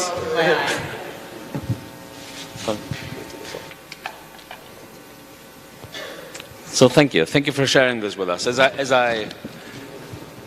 I mentioned before, UNWTO was really honored to work with, start working with Instagram really at the height of the pandemic. We actually had two, and this is very interesting, new partnerships around media and communication. Again, when the world stood still, one was with Instagram, and the other one was with Euronews. Euronews, and as you know, is a multi-language digital broadcast channel in Europe, and they opened the travel vertical in October 2020. Bad times, but still looking ahead for the relevance. So, what about tourism? How come that tourism has become something relevant for Instagram? Not only, of course, through the content stream generated by, of course, followers, users, and so on, but really for you to engage from the top of the sector. Actually, before we hop in, I'll give a little bit about myself, and Sharon will give a little bit about herself as well. I've been with Meta for a year now, and I came actually from the pharmaceutical industry, a totally different world. But one of the things I loved when I was in that world, both on the government side and the patient side, was I work with people who get to tell their stories. And that's why I joined Instagram, was to give a chance for people to tell their stories. It was one of the things I was looking forward to. And so I also come from a small town, so we'll get into that some more as well, about the importance of the tourism and this program. But just want to give you a little bit about me, and I'll give Sharon a little bit about herself. Hi, everyone. I'm Sharon Yang. I've been with Meta for 7 years now. I'm from San Diego, and I currently live in Washington, D.C. And what I do at Meta is I actually manage partnerships. So I help manage our partnerships with the UN system. I actually manage a lot of our diplomatic engagement as well. So it's a pleasure to be here. I'm so happy that we have the privilege of coming to Punta Cana to represent Meta and Instagram. But back to your question, I'll let Ernest take that. Back to your question. Tourism has been a very important thing on Instagram. We've seen it growing. It is content people engage with. We have 2 billion people who engage on our platform, and tourism is something, and travel, that is right up there with our other important areas and that people engage with. It's up there with youth content. It's up there with parental content, DIY stuff. Tourism is very important, and on top of that, it's something that teenagers are really engaging with as well. A lot of our creators have a significant amount of teen engagement with their content, and so it's just somewhere we see growth, and we see the importance of our platform there and tourism to our platform. Of course, I mean, you have really the trends, hot trends, immediate, literally at your fingertips. How has this been changing? What have you seen over the past 2 or 3 years? We all have the benchmark of the pre-pandemic times where we are. Of course, we see this from a numbers perspective, just to see how things are moving. But then again, we saw the huge impact that this crisis, this pandemic, as well as many others, have had on consumer behavior in general, not only on tourism.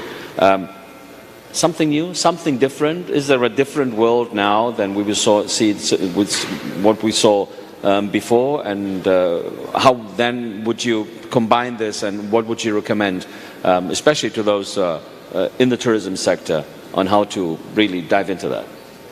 I mean, we've seen several trends. One of the things we've seen is that the type of content that our creators are providing is shifting, and I wouldn't say shifting. There's new content and new additional types of content that are coming to our platform.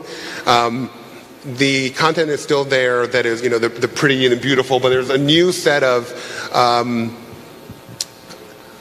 sustainable tourism, more information being provided about the locations by our creators, a shift towards it's like a whole new model of how people are interacting on the platform. Precisely. So if you look at Instagram pre-pandemic, it was a lot of travelers potentially sharing very beautiful, aspirational photos of places they want to go to, or like you say, I absolutely am inspired, I want to go there.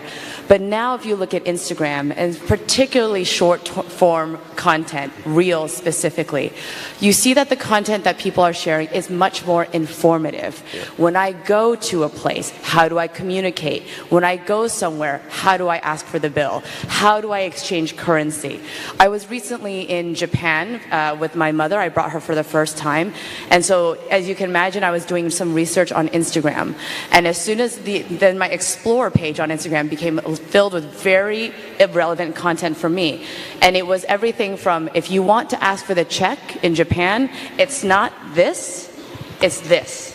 So it became very informative content versus, look at this beautiful place, go there. It's more like, go to this beautiful place, immerse yourself there, immerse yourself in the culture, learn a little bit of the phrases you'll need and the language that you'll need. So I think that's the biggest shift, is not only is it from still images, but it's also to short form videos. And not just beautiful videos, but informative videos. So if you look on our platform now, a lot of the creators will start with the camera pointed them to themselves, captions, so it's accessible for people who need to read. And again, it's more than just a beautiful photo, it's full immersion and information, education before you need to visit someone. And continuing with that, it's also information that is very relevant to specific populations. And on the accessibility front, we have a lot of our creators who are, and some of the creators you'll hear about later on today, who presented information about how to travel if you are differently abled, how to get to the beach and beaches that are available for people who are in wheelchairs. So that authentic content that's really tailored to a group that needs this information is now available on our platform from people who are living that experience and who can present really, here's how I was able to go to these locations and experience it for myself. Just quickly, maybe not everybody's familiar with the term. What is a creator? What is an Instagram creator? It's just anybody using the platform, shooting something up? I would say we are all content creators. And that, I would say, is the little c. We are all content creators.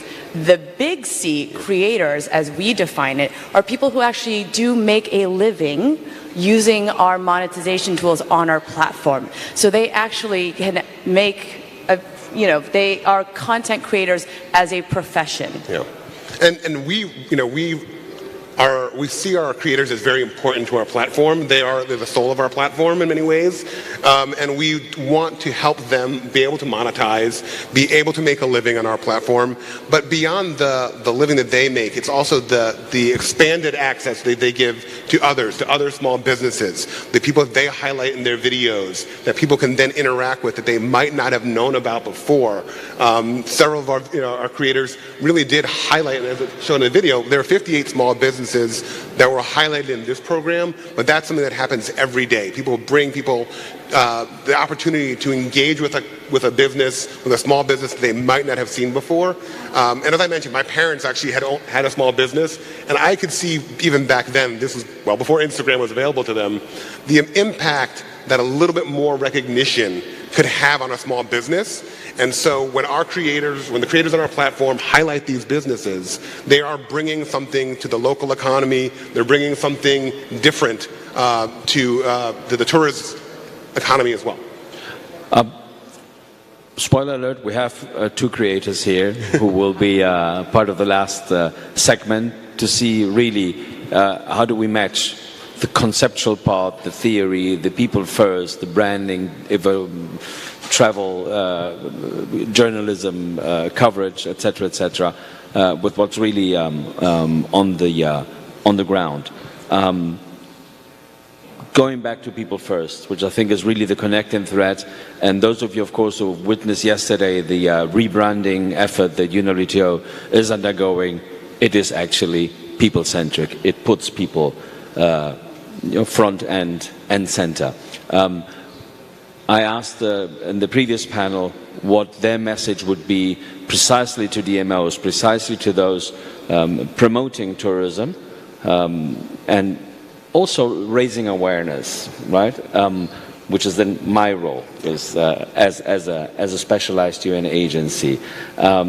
Do you share the approach that was here transmitted by both a seasoned travel journalist and a world leader in branding? The short answer is yes, but I would actually like to explain a little bit why we decided to partner with the UNWTO, how the program started, and then transition to why creators, why individuals, and why the answer is yes. So, like Marcelo referred to, we initially partnered with the UNWTO during the pandemic era, where there was a lot of economic uncertainty, particularly in the tourism field. And you ask, why was this a priority for us? It's because actually UNWTO and Meta have very similar shared goals. We care about responsible tourism, we care about sustainable tourism, we care about technology, we care about innovation. So for us, during this economic uncertain time and tourism, we thought the UNWTO was a perfect partner because they have a very unique way of bringing people together, convening the most important stakeholders in this area, like this room, like this executive council. And so our first partnership was actually creating an a tourism recovery playbook for Instagram. It was geared towards tourism boards, towards small businesses to actually utilize our tools and showcase how it embraced social media as a way of communicating when tourism was not happening. How does a small business get their message out when tourists are not coming? Use social media, use Instagram. So this playbook, which you can still find on UNWTO with an opening from the Secretary General, was that guidebook to help people. How do we use our tools in an era when tourism is non-existent to highlight some of those local destinations that potentially, when tourism does open it up again, I can re-engage with. So what you saw there was a program called, the next phase of our partnership was See the World Through My Eyes. This was actually a program putting our playbook to the test. We took our own playbook, our own advice, and said, look, we can actually do it ourselves. We can create content ourselves as well. So this is where we partner with UNWTO.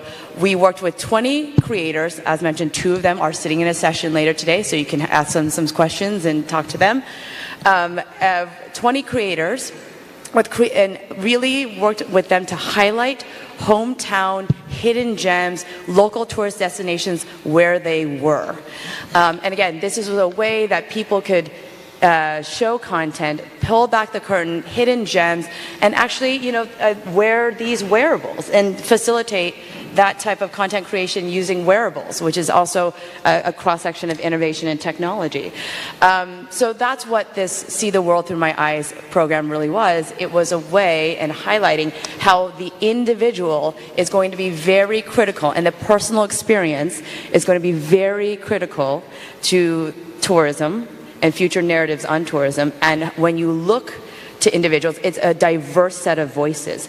These creators have very diverse and different audiences. And so when you want to increase your reach, or if you want to think about how do I promote, how do I market, look to diverse voices first and foremost. So the personal experience and diverse voice. And if I could add on there, as you're looking at those voices, don't necessarily get caught up in the number of followers the creator has. I mean, it's not just the size of their following, it's how engaged their followers are. And a lot of the creators may have smaller but very engaged audiences, and that also has a huge impact when those audiences are really paying attention to what those creators are putting out there in the world. Now, we're having here a host, the Minister of Tourism of the Dominican Republic. We have the Minister of Tourism of Guatemala.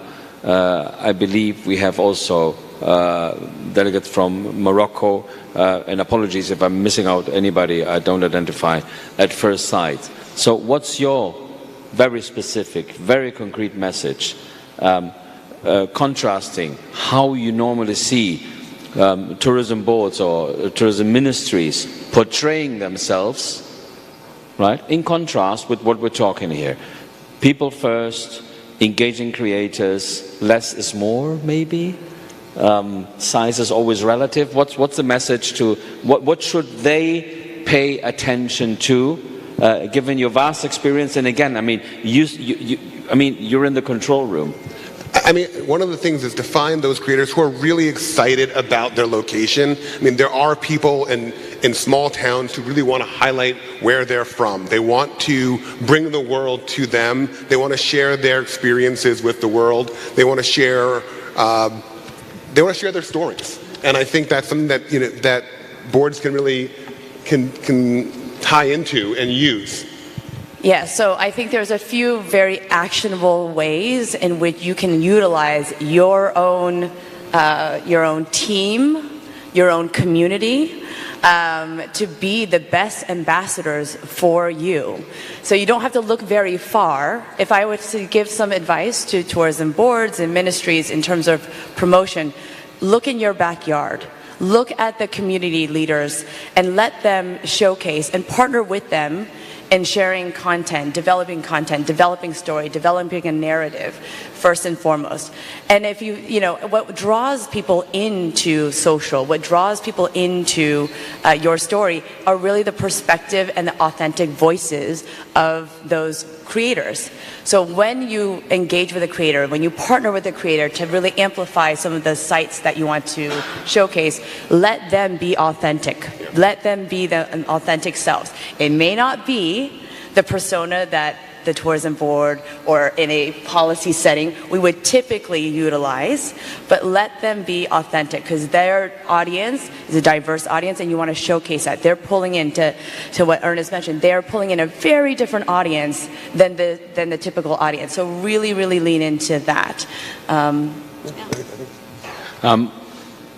You know, I'm a development economist by training, so I try to identify patterns. So this is a template. It works for tourism, but it works also for other segments because we're mentioning tourism here, but not all the time.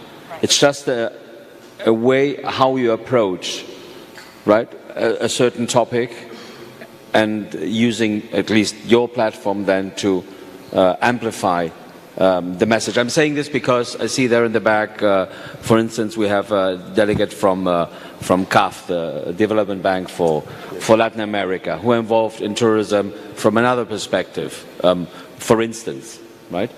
So we are a cross-cutting sector. We as a UN agency, we don't sell tourism per se. We try to convey the message of why tourism is so relevant for development, and then comes the whole rest. Now, you were talking, of course, to addressing, for instance, Minister Collado and tourism promotion agencies. What's your message then to international public entities? Somebody like the UN, the huge family that we represent, or a development bank like CAF. The advice is actually not too different than what we just mentioned advising. The trend that we're seeing on Instagram or even on Facebook is that it's a turn towards the personal and the turn towards the authentic. So it is that personal, that authentic voice. And I think I mentioned to my colleagues last night, it's like places, destinations need a voice. They have a persona now, and you need to personify them. And that's very different than I think the way that tourism was marketed before, where you would show a photo and that would be enough to drive somebody.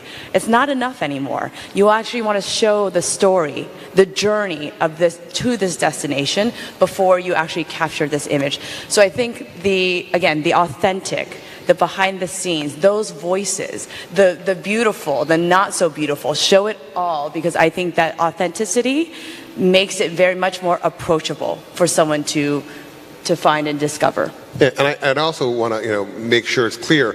People aren't just going to Instagram to discover things.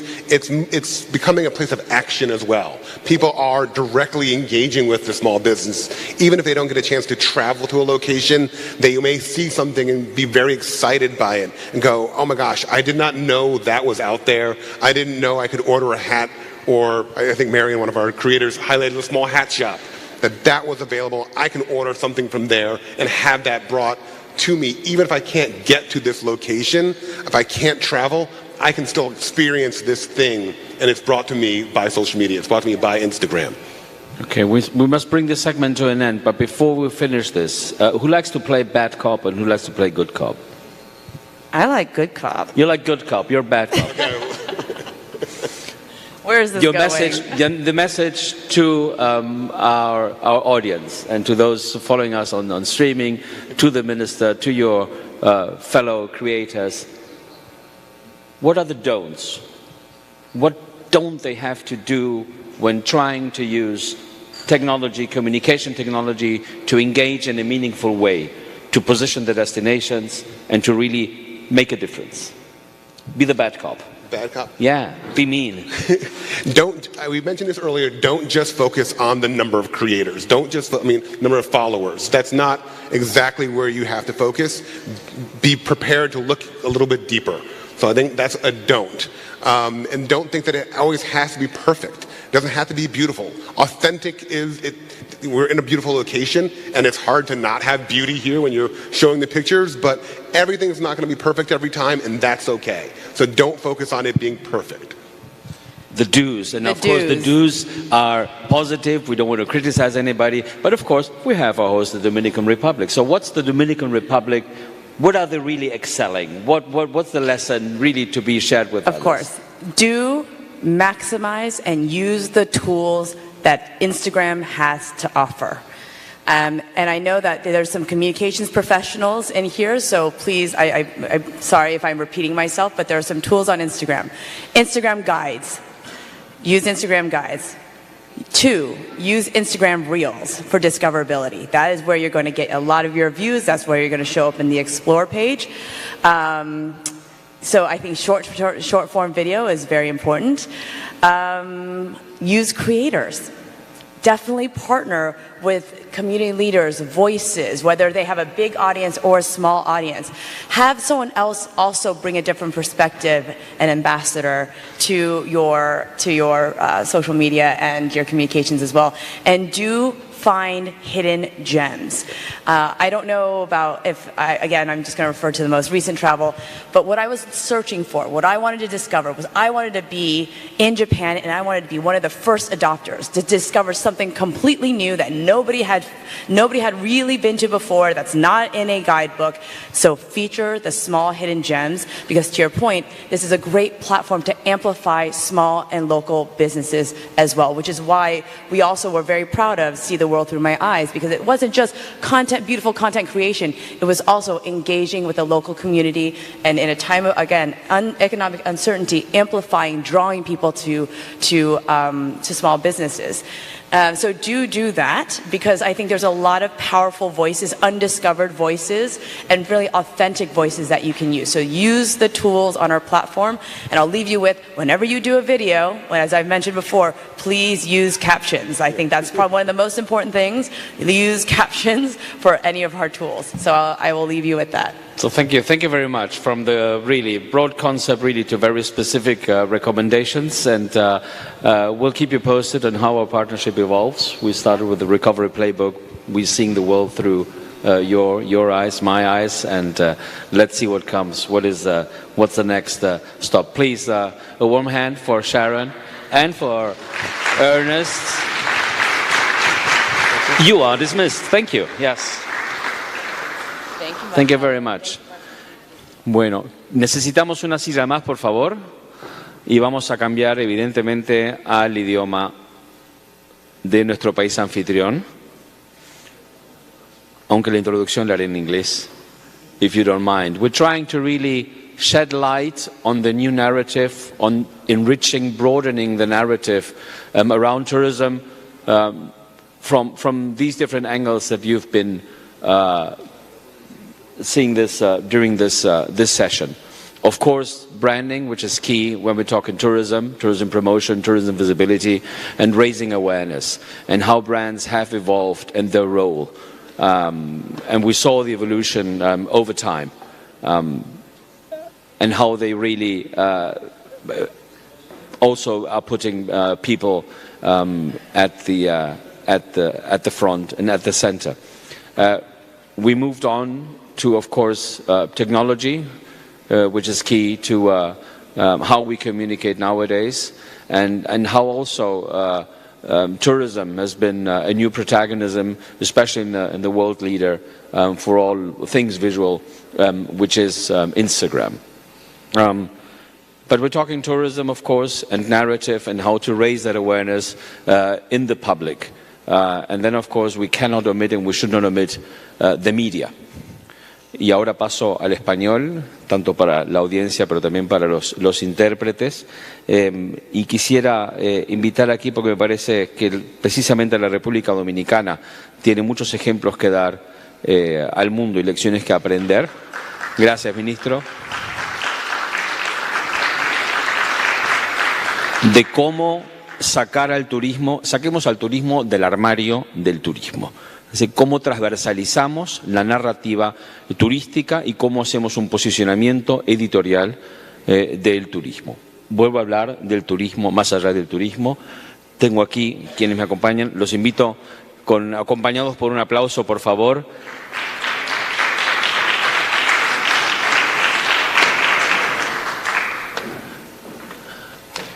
No hay protocolo, por orden de llegada.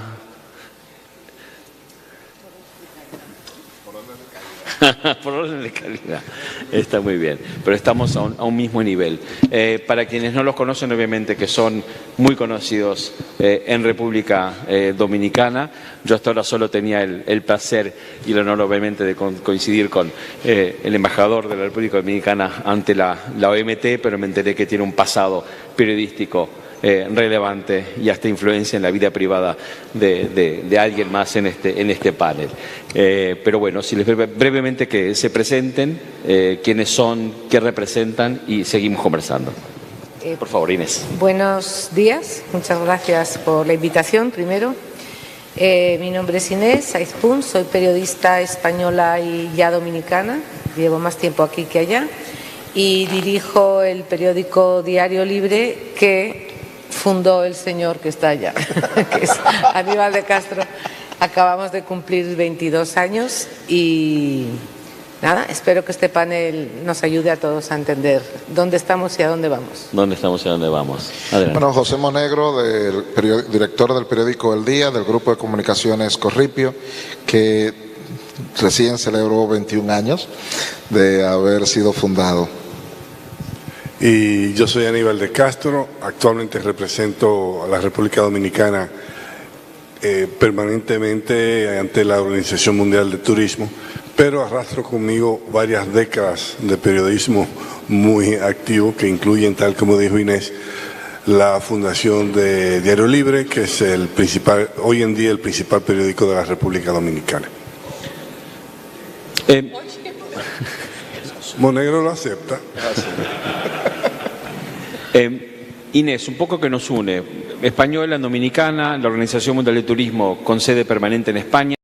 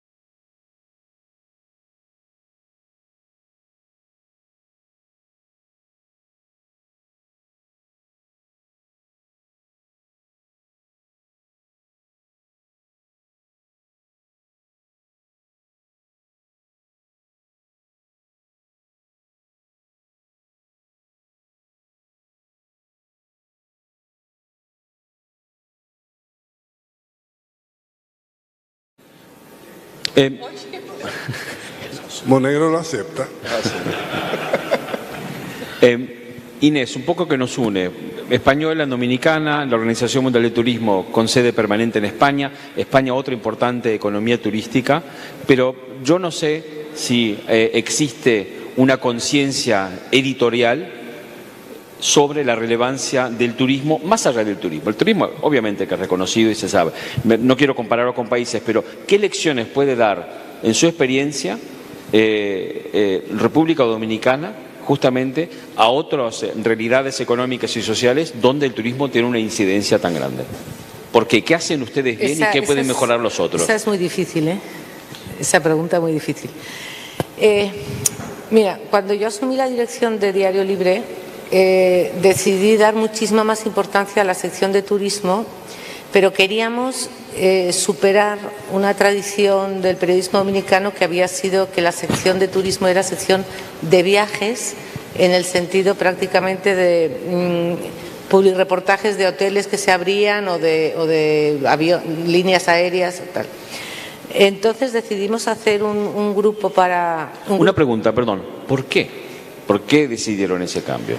Porque el turismo es estructuralmente para República Dominicana una importancia en muchos aspectos. Empezamos a analizar y era no solo la parte turística en sí, de viajes, hoteles y esta economía, sino que veíamos que transformaba los pueblos donde se desarrollaba, era el cambio de urbanismo, el cambio de cultura de la población, el cambio de las infraestructuras que tenían que llegar. Entonces decidimos hacer un binomio de un periodista de economía y otro de medio ambiente.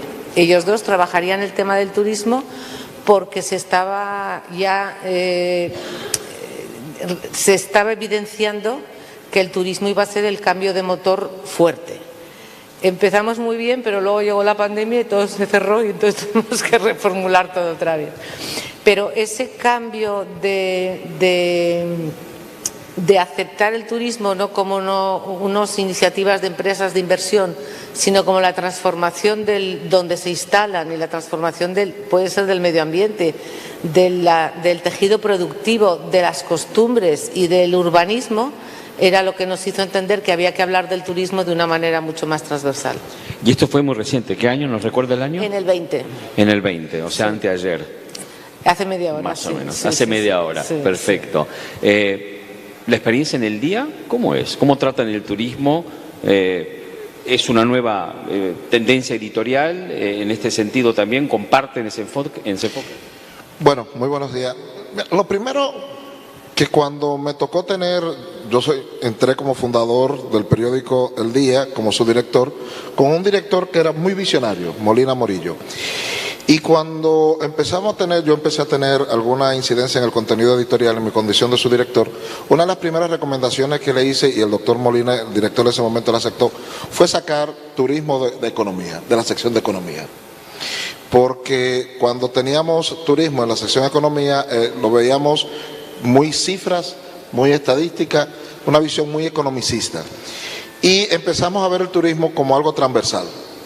Y por eso lo sacamos de una sección encasillada de economía. Y siempre en Vida y Estilo estaban los viajes, los publireportajes. ¿Por qué sacamos el turismo de economía? Porque mucho antes de la pandemia nosotros descubrimos que el turismo es algo transversal. Siempre tenemos nuestros choques con la industria turística, porque también nos ha sido difícil entender, y que nos entiendan también a nosotros, que toda la actividad del país incide en el turismo. Incluso la manera en cómo nosotros abordamos los sucesos tiene una incidencia en el turismo. Entonces, quizá porque en mis inicios en el periodismo, quizá de las primeras experiencias que yo tengo fue conocer la zona turística del norte, Playa Dorada, que tuvo un momento de auge, y por razones sociales que la gente no entendía, tuvo una decaída, ha vuelto otra vez a subir. Entonces, como por ejemplo el comportamiento de los taxistas de la zona, que se veía como algo de transporte, contribuyó a que se alejaran los cruceros de Puerto Plata. Entonces, como uno tenía esa conciencia de cómo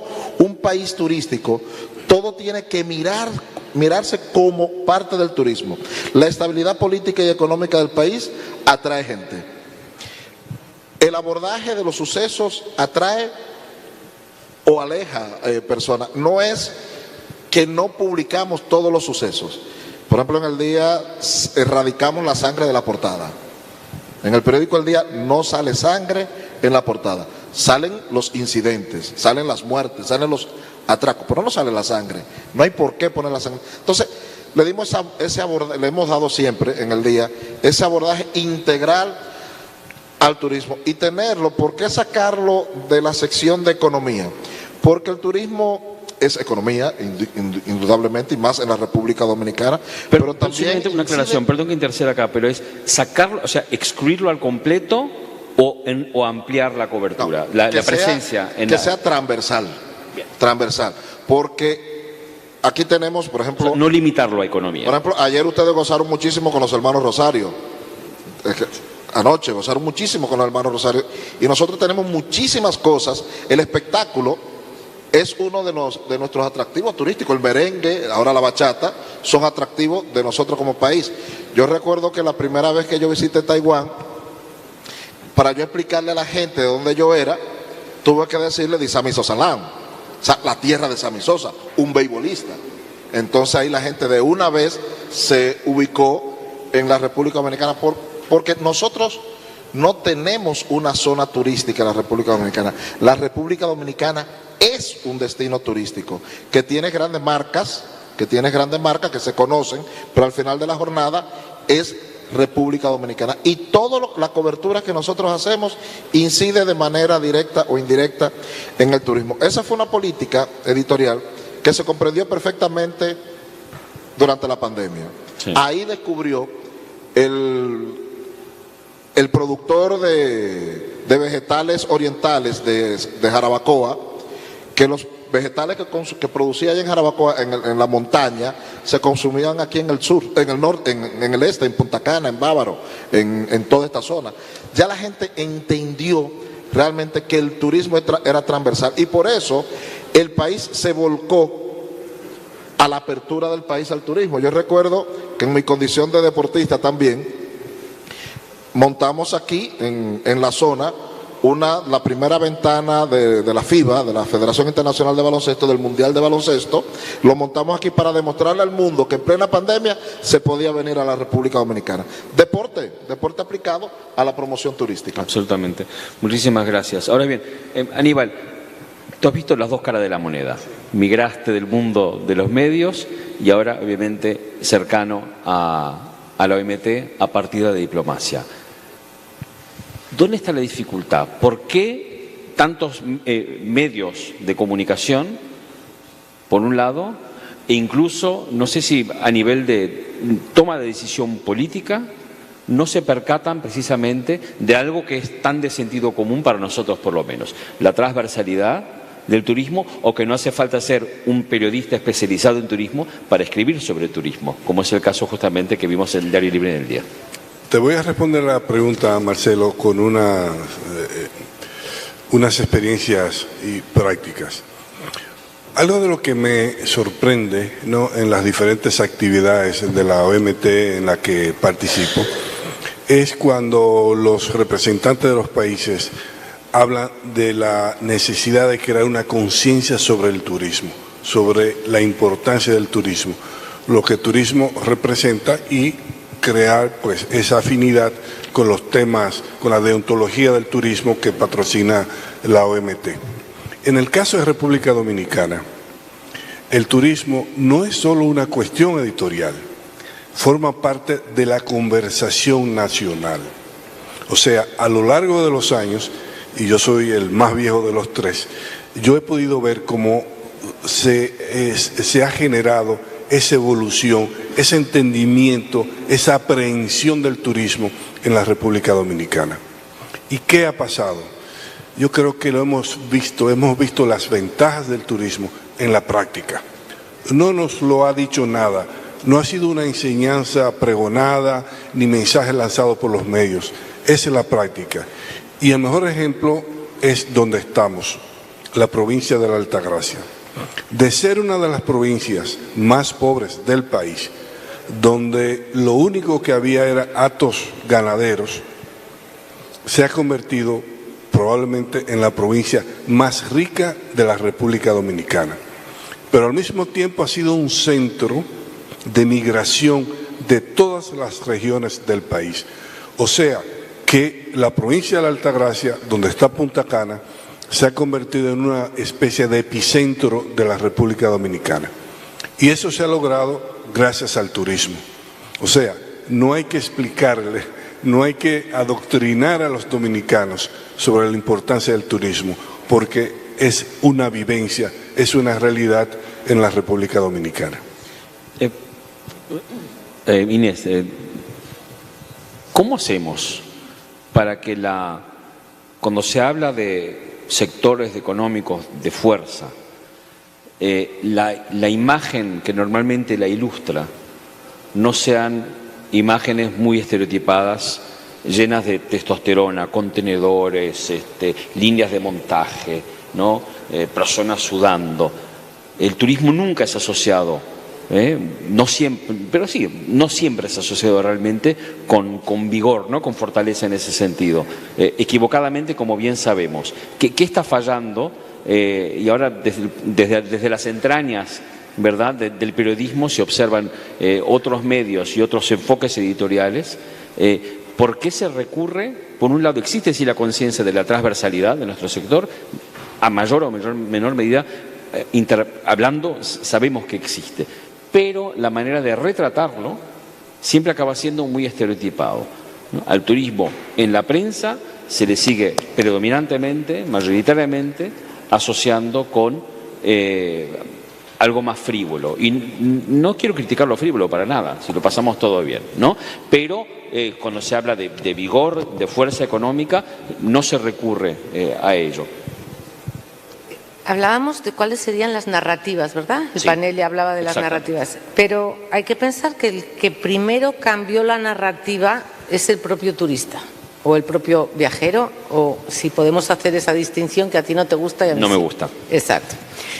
O sea, antes ya nadie va a retratar las pirámides de Egipto. Se va a hacer un selfie delante de las pirámides de Egipto. Eso es un mensaje poderosísimo. Aquí el que importa soy yo. Lo más interesante soy yo, no son las pirámides. Entonces, la narrativa de ellos mismos, de sus propios viajes, nos dan pistas de hacia dónde podemos, como periódico o como medios, conectar. El lenguaje va a ser diferente, incluso tú piensas en usuarios o piensas en lectores. Uno y otro necesitan un acercamiento del periodista diferente. El usuario será mucho más tecnológico, querrá consejos concretos y querrá verse él como centro de la experiencia. El viajero estará más abierto a ser parte de la experiencia de los otros y a intervenir como un invitado del sitio a donde va y de conocer.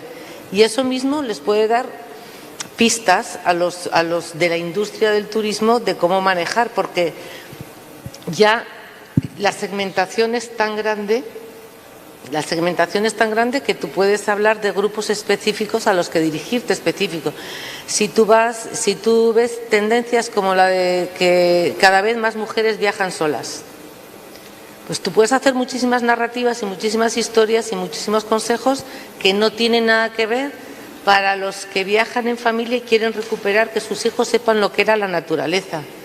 A ti de pequeño te llevaban al campo, ¿verdad? Pues ahora es una experiencia que hay que compartir en otro entorno. El turismo, ¿cómo representarlo? Si representas a la playa, obviamente te van a venir todos los que quieren ir a la playa porque es una maravilla. Pero ya tienes que ir pensando en representarlo con experiencias. Ir a Machu Picchu, pero ir a cocinar algo en Machu Picchu. Ir a las pirámides, pero ver otra historia. Y verás que los viajeros también son totalmente diferentes a los turistas. Los viajeros tienen una literatura de viajes que no tiene nada que ver con las guías para el viajero. O sea, las narrativas son infinitas. También tienes que contar la personalidad de tu propio medio y ver cómo las otras generaciones se están integrando en una misma redacción, se están integrando y ya van trayendo ellos mismos las tecnologías que nuestros lectores a menudo van por delante. O sea, nosotros como medios podemos ser también un escenario de encuentro en donde los turistas se compartan información. Al final, creo que hay que repensar en función de lo que ellos quieren y de lo que ellos necesitan, y te lo están diciendo. O sea, volvemos a lo que llevamos escuchando en la mañana, que es justamente colocar a la persona en el centro. Es que se ha colocado ella, ¿eh? Claro, claro, se ha colocado, pero lo hemos identificado. Lo que vale para el branding de Interbrand, lo que vimos antes con Meta y con Instagram, y también en la prensa general, precisamente. Si estuviésemos en un foro de medios, hablando con otros compañeros, representantes de medios de comunicación, obviamente dominicanos, pero en otras partes, donde los criterios editoriales, donde el turismo no tiene ese grado de presencia todavía, a pesar de que, vuelvo y repito, la pandemia, si algo demostró, es la relevancia del turismo y el alcance increíble del turismo. Otro ejemplo que se me ocurre de hace muchos años, muchos recordarán aquel volcán de nombre impronunciable, porque no hablo islandés, que estalló y que paralizó el espacio aéreo europeo durante una semana. Claro, noticia dura, difícil económicamente, a nivel personal, pero yo decía, desde un punto de vista de comunicación, y yo venía recién llegado a la OMT, nada mejor que un volcán islandés, ¿no?, para subrayar la importancia de nuestro sector que va más allá del turismo. Volviendo a lo que estamos hablando aquí, ¿cómo hacemos para posicionar justamente esa mayor relevancia editorial que tiene que tener el turismo, precisamente por su transversalidad? ¿Cómo sensibilizamos a otros medios, a otros comunicadores? Lo primero es tener conciencia de lo que implica, primero de lo que es el turismo y de lo que implica para el país. Me gusta mucho utilizar la palabra transversal, lo usé ahorita y lo vuelvo a utilizar ahora. O sea, cuando decíamos que sacamos el tema turismo de la sección de economía, es porque todo nos lleva al turismo y la industria también tiene que entender lo que todo nos lleva al turismo. Por ejemplo, algo muy anecdótico, y es que el primer cronista turístico que visitó América, quizás yo le haga esa pregunta y me dará muchísimo nombre, fue Cristóbal Colón. En el diario de Colón decía la tierra más hermosa que ojos algunos hayan visto, o se refería, por ejemplo, a las playas de la República Dominicana como tan hermosas que no era posible describirla con palabras. Eso está en el diario de Cristóbal Colón, no es una guía turística, está en el diario de Cristóbal Colón, que tú lo buscas y tú vas a leer ahí por un asunto histórico, un asunto político, un asunto económico, tú lo vas a encontrar, pero te vas a encontrar que en ese diario estaban referencias que podemos decir como crónica turística. Entonces, es tener la conciencia de que todo nos habla de turismo o todo nos puede hablar del turismo. Entonces, sensibilizar, más que sensibilizar tanto a los medios como a los que están directamente con la industria turística, es entender que el turismo no es una actividad al margen de otra actividad. Yo no puedo decir, yo soy un periodista turístico. O sea, yo soy periodista y el trabajo que yo hago como periodista puede incidir positiva o negativamente en la industria turística. Volvemos otra vez a la pandemia y me voy al tiempo de la pandemia, porque la pandemia nos abrió los ojos. El país se abrió, fue cuando se abrió al turismo, se abrió el país completo, se abrió los productores agropecuarios, se abrió al sector de transporte, se abrió al transporte aéreo, por supuesto, se abrió el país. Nosotros, por lo menos en la República Dominicana, que como isla que somos, el turismo es fundamental. Pero cuando yo como cronista político, para ponerlo de alguna manera, a mí no me gusta ponerle apellido al periodista, porque usted es periodista. Yo recuerdo que una de las cosas que me cambió radicalmente mi forma de escribir fue que yo empezando prácticamente, creo que por aquí está el ministro de Turismo de Guatemala, tú decías, me tocó Carmenchu Brusiló, una periodista, la primera periodista de viajes que ganó Premio Nacional de Periodismo, Carmenchu Brusiló, me dio un consejo cuando yo fui, que nos invitaron para ver estaban abriendo creo que la ruta del Tikal, que yo empecé a escribir con los clásicos las 5 preguntas, las 5 W. Ella me devolvió el trabajo y me dijo, Monegro, el que te lee tiene que sentir que está allá. Eso fue una lección que la aprendí para el resto de la vida. Lección que la aplico cuando he tenido que hacer crónica de narcotráfico, que la he tenido que utilizar cuando tengo que hacer crónica política, que la uso cuando tengo que hacer algún trabajo político. Es llevar a la gente al lugar. Entonces, todo lo que nosotros hacemos en el periodismo, si no reunimos eso, estamos gachos. Entonces, sensibilizar a la prensa. Yo creo que la República Dominicana está conteste, y hablo de República Dominicana, está conteste de lo transversal que es el turismo, de lo importante que es el turismo. Don Aníbal de Castro, que está aquí con nosotros, no quiero ponerlo viejo, pero pertenece a una escuela de directores maestros.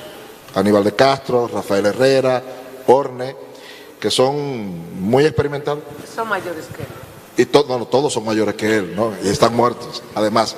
Pero todos tenían una conciencia clara de lo que representaba el turismo para la República Dominicana. Era a ellos que no los entendían. Era a ellos que no lo entendían los industriales, que los industriales no entendían, hoy lo entienden, de que el turismo es una industria y que es su principal aliado. Hoy lo entienden perfectamente. El sector agropecuario hoy lo entiende perfectamente. El sector político hoy lo entiende perfectamente. Nosotros tenemos como ministro de Turismo a un político jovencito, bastante joven, pero político consagrado, y él ha entendido cómo se hace política pública desde el sector turístico. O sea, los medios ya están sensibilizados. Los que han estado involucrados en la actividad turística como la conocíamos clásicamente han estado sensibilizados. Y la pandemia obligó a que todo el resto del país se sensibilizara en torno al tema. Señor decano. Decano, ¿nos ponemos de acuerdo? ¿Es el decano?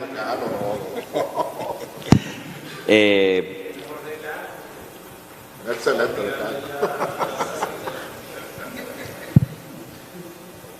¿Qué hacer justamente con esta perspectiva, ¿no?, de gran trayectoria y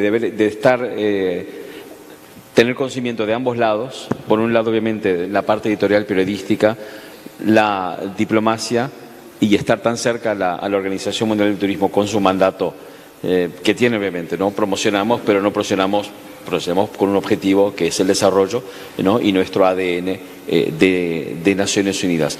¿Qué hacer para no perder esta ventana de oportunidad que la mencionamos recién, que supuso la pandemia para el sector? Porque todas las ventanas se acaban cerrando.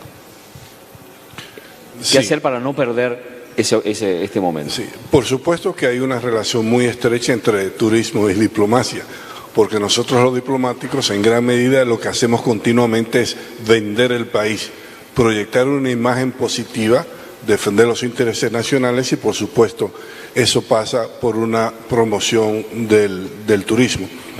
Antes que nada, yo creo que para uno preservar lo que tiene que ser transparente, tiene que ser honesto y no tratar de forzar una imagen que no se corresponda con lo que es.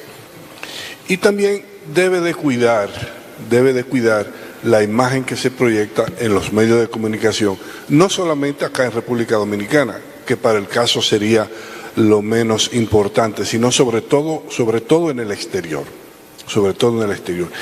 Y yo voy con el permiso tuyo, Marcelo, a torcer un poco el significado editorial para traer sobre la mesa otro medio de comunicación que yo creo que es muy eficaz, es un instrumento de primer orden para la promoción turística y para la creación de un branding de un país, y es el cine. Hace 3 días yo iba conduciendo en Santo Domingo y oí a alguien en uno de esos programas de radio que decía que la República Dominicana se ha convertido en uno de los 10 países del mundo más atractivos para filmar.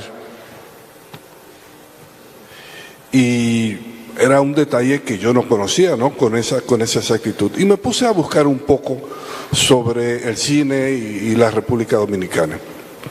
Y resulta que películas que figuran de una manera protagónica en mi memoria del cine, mi interés por el cine, filmaron escenas en República Dominicana y yo no lo sabía. Es el caso de una escena impresionante en la película Apocalipsis Now, cuando hay el desembarco en los helicópteros y con la música de Wagner de las Valquirias y está este militar.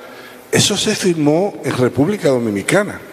Parte de ese recorrido del barco, se supone que en Vietnam, es el río Chabón en República Dominicana. Y yo recordaba que ciertamente en los orígenes del desarrollo del turismo en República Dominicana figuraba el cine de una manera hasta cierto punto indirecta. ¿Por qué? Porque el principal resort en ese entonces, Casa de Campo, era propiedad de la Gulf and Western, que al mismo tiempo era la dueña de Paramount Pictures.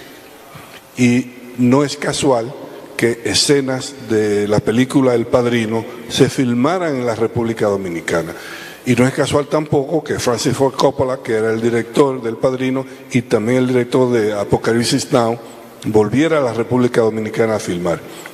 Tenemos un estudio que es un dechado de nueva tecnología, estudio de sociedad con Pinewood de Inglaterra. Se está trabajando en otro estudio que con el actor Vin Diesel, que sería en el norte, en Puerto Plata. O sea que la República Dominicana tiene la oportunidad de presentar una narrativa hasta cierto punto nueva, pero también gira alrededor del branding, porque el branding, decíamos, escuchamos esta mañana, alrededor de la gente. Pero ¿qué es más cercano a la gente que el cine?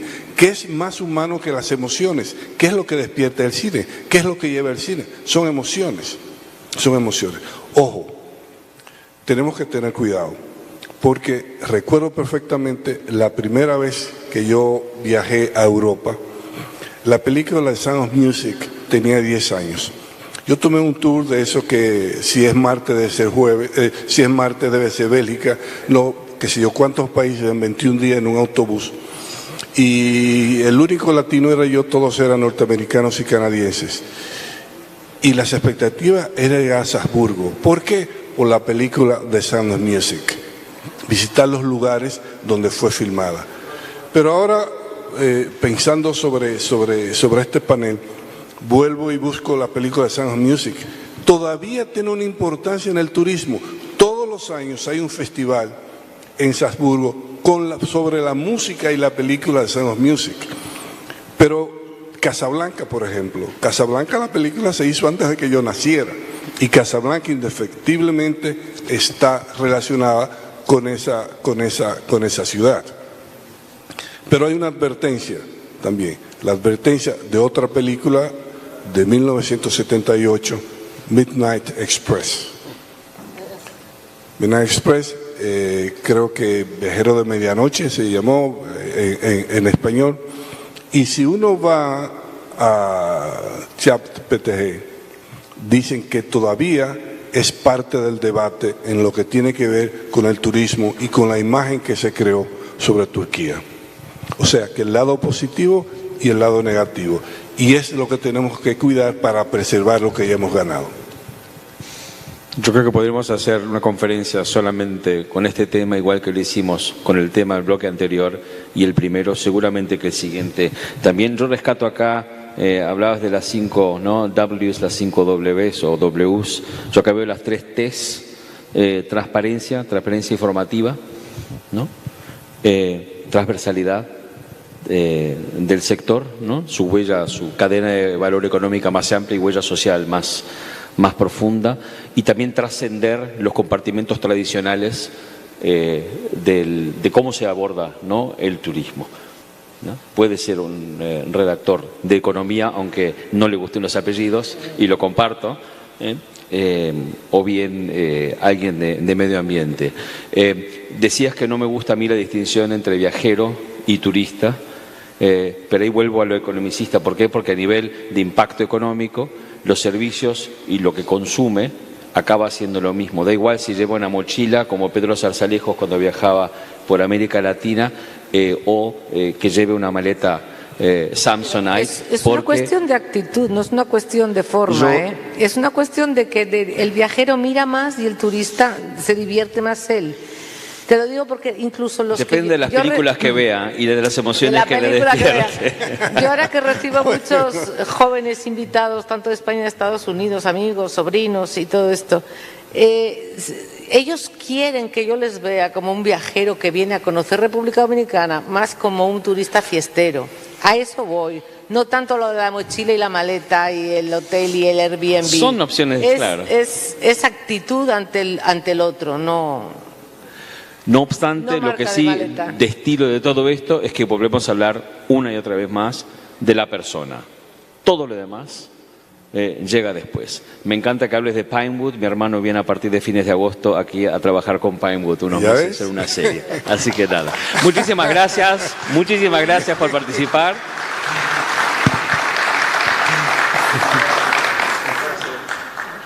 Y gracias por su tiempo, que siempre hay que agradecerlo.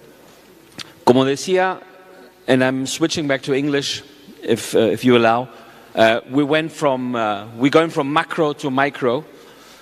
We started really with the big framework of branding, rebranding, and how it has evolved over time, and the collaboration also with you and WTO. We then went on, of course, to how technology is helping the narrative and how itself it has evolved, and of course through the undisputed world leader in this area, Instagram and Meta, and how they have embraced tourism and why they have embraced tourism and where they see tourism evolving, and of course the contrast with how media is portraying and identifying what's relevant and how to position tourism editorially. The connecting thread, as we have found out, is people. And talking about people, we mentioned the creators before. Let's see if what these creators have to share with us really coincides with what we have established until now. So please, a warm welcome to our two creators who have been traveling throughout the Dominican Republic over the past days. Por favor, un aplauso para que se animen a subir aquí con nosotros y a preguntar, what's the story? Creo que esta silla sobra. Chloe and Marian. I'm checking this if you like. Yeah, no worries. I have a mic. So we spread a bit, exactly. Se acaba de sumar la ministra de Turismo de Brasil. Only for information, this is the Minister of Tourism from Brazil who's joining us as well. So we're happy for that addition as we wrap this up with the final segment. Thank you very much. So of course we had before Sharon from Meta describing from Instagram what a creator is, but in your own words, what's that, a creator? What do you create? What do you do? Well, as Sharon said, we're all creators. So I'm not different than you guys. I use Instagram to post stories, photos, reels, videos, but I'm doing it full time. So I'm doing it as my job. And that's maybe the main difference.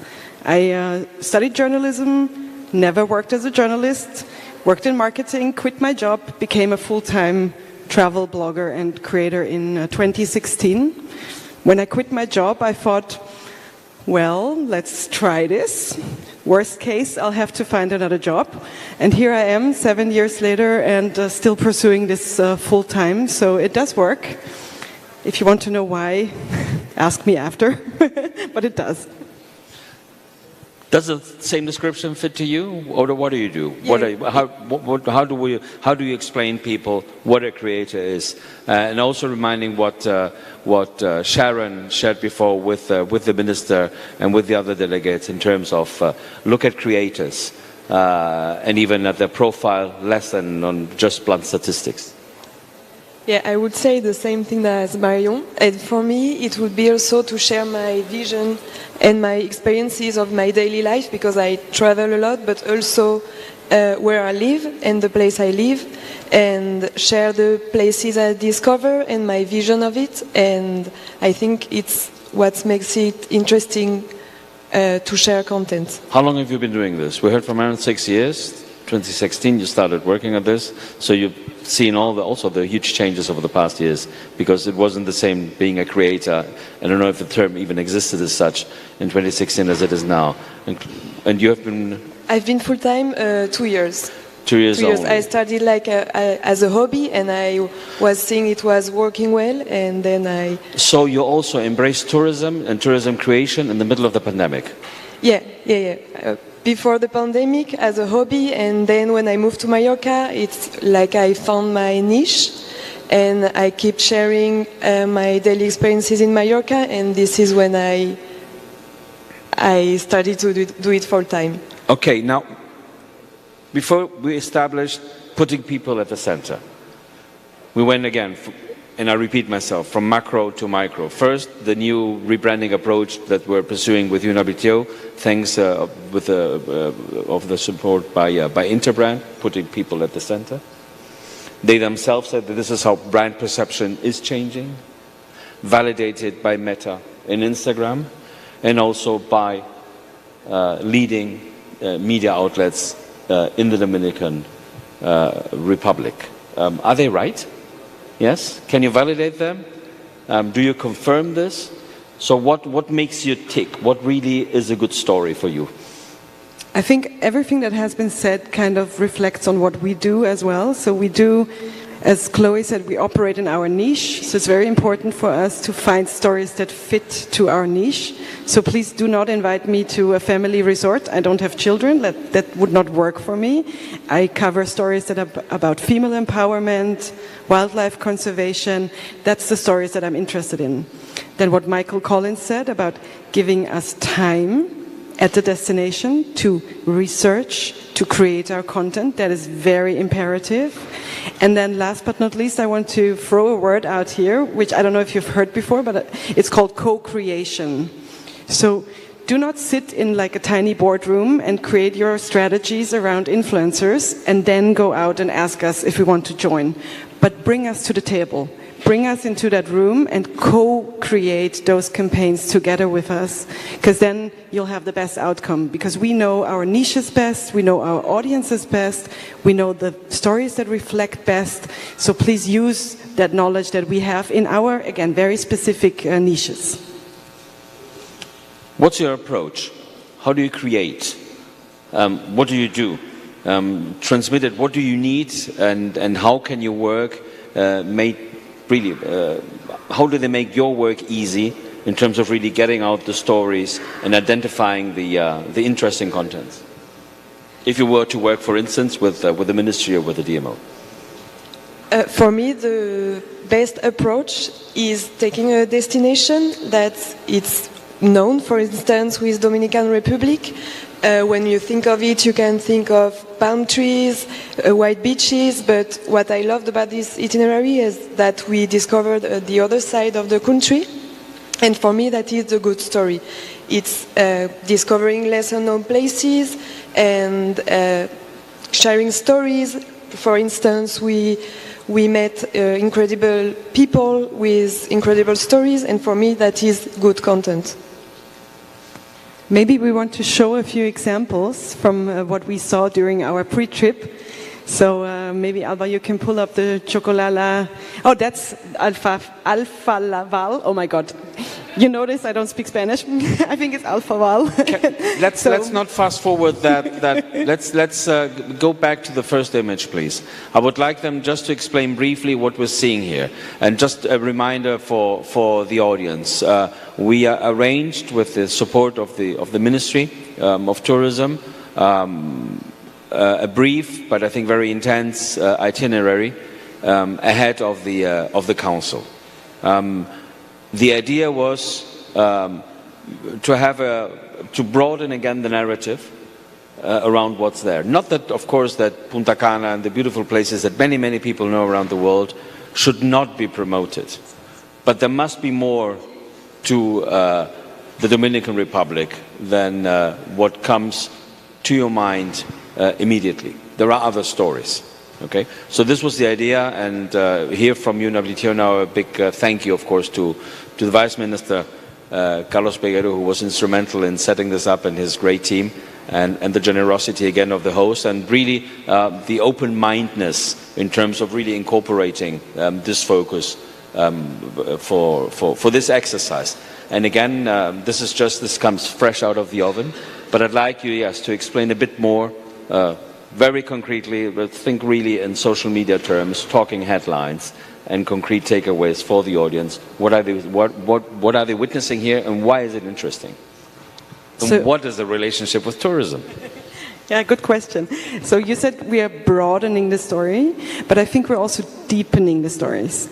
It's going in depth and really, not just meeting people, but getting to know their backgrounds, getting to know their struggles, and also their solutions. How are they working to kind of alleviate those struggles that they have? And Chocolala is a great example. It's a female-led chocolate cooperative, so they produce cacao. And I realized that most tourists that come here to Punta Cana are not going to go there. We sat in a bus for like 6 hours to get there. It's a long trip. It was very worth it for us because it's a very interesting story. But I believe these stories need to be brought here as well. So we need to find ways to bring Chocolala to Punta Cana, to the resorts, have cacao ceremonies, make it meaningful, interesting, but connected to what your destination is really about. And I think there's great potential. I mean, they're selling their products at supermarkets now, so they're becoming bigger and bigger, but it needs to be connected to tourism better. What else? What other examples can you show us? Do we have more? Fire away.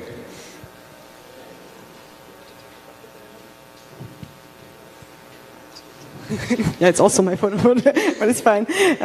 That's another example of a cooperative doing weaving work out of banana leaves. So something that I didn't know before. Of course, we know the Dominican is a great exporter of bananas, but this is something that adds value and creates local value because they are using a byproduct of the banana production and creating these beautiful weaving products like the hats, and they have bags and all sorts of nice things. I'm actually not sure. I didn't check out the boutique. Maybe they have stuff like this here, but that's something that can be easily connected to a tourism offer. And you can have weaving workshops where you have tourists, actually doing it. We didn't have time, unfortunately. We had like 10 minutes there, but I would have loved to learn how to weave myself. And what I loved about this itinerary is that they...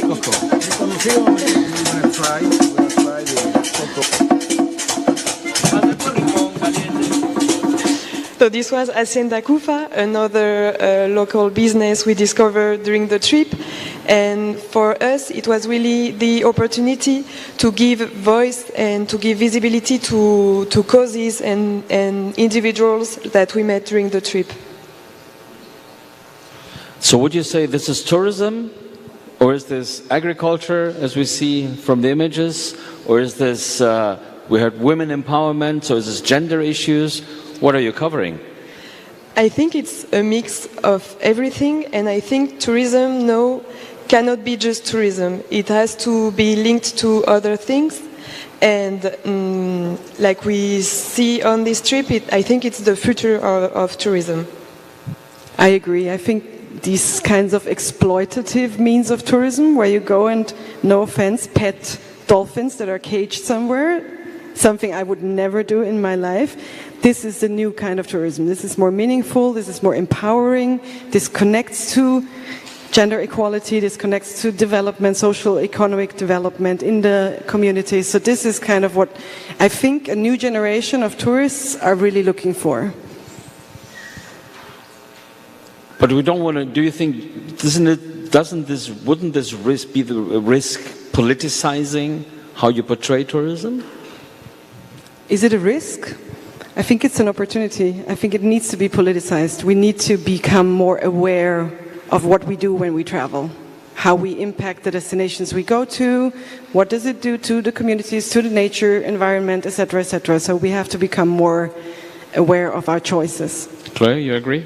Yeah, I agree, and I think it doesn't have to be everything or nothing. We can just start adding a little bit of meaningfulness and things like that, and that would be the future of tourism for me. I would love to contradict. Go ahead. No, I think what we've seen here, again, is an approach. And we're talking about templates. And I reiterated like a mantra. We saw the evolution of branding through time.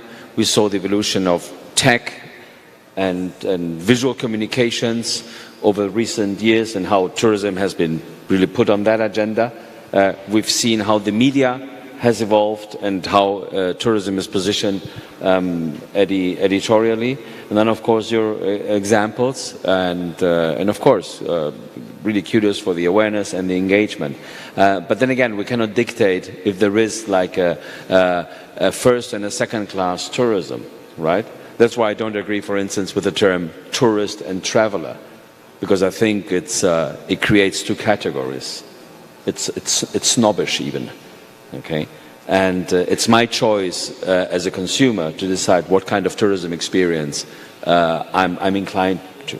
I might go for this option A or this option B. But it depends. I think it depends much more, and this is why I don't know, the macroeconomic impact and the social footprint and the environmental and cultural footprint don't make a distinction. It depends how it's managed. This is what we try to, at least the approach from UNWTO.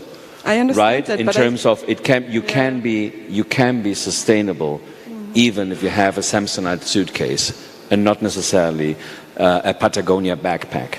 I agree 100% with that sentiment, but the option A or B is where I have problems, because if we offer option A and it is caging dolphins somewhere to have them being pet by tourists, that is exploitative, that is animal abuse, it's a problem. So why not eliminate option A?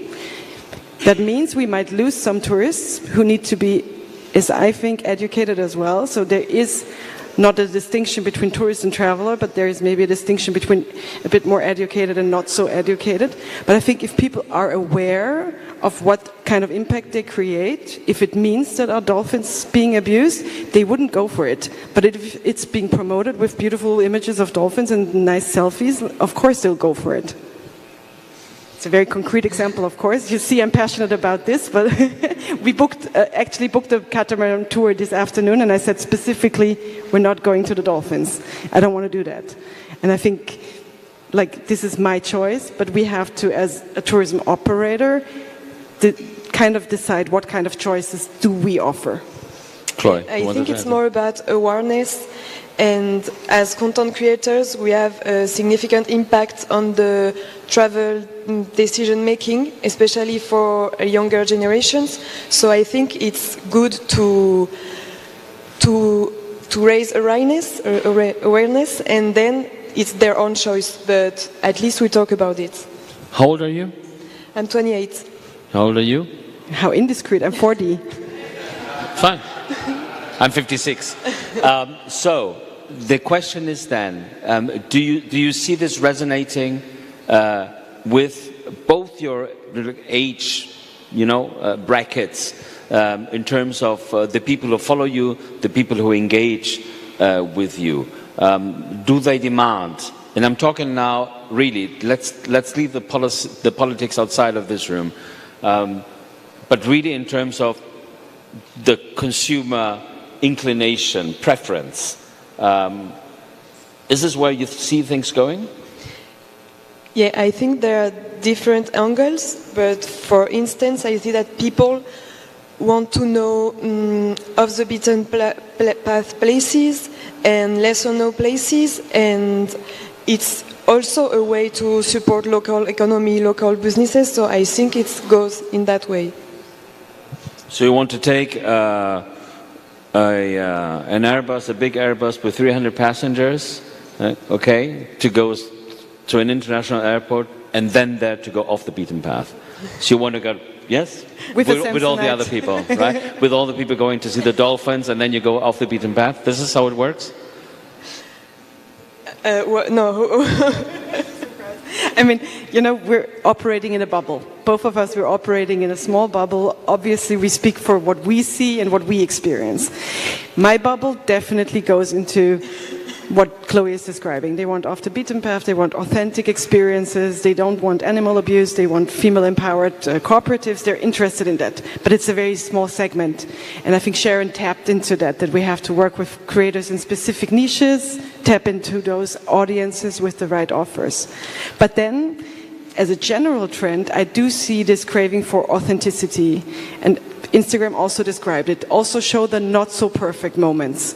It's not just, you know, this striving for the one image of the great drone shot of the beach, but the more nitty-gritty stuff of it. And that's what makes it real and makes it approachable, and that's what people want.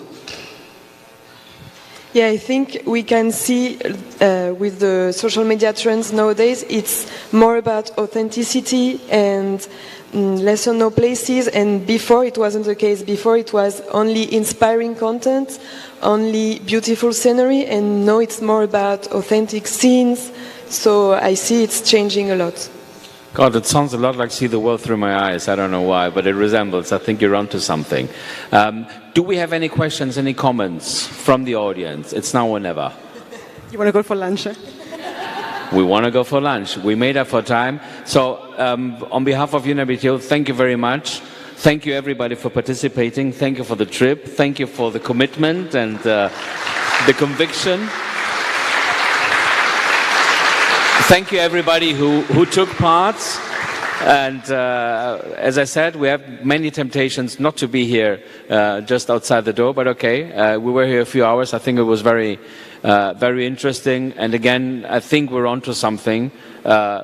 People are at the center, no matter what perspective and even what political convictions we have.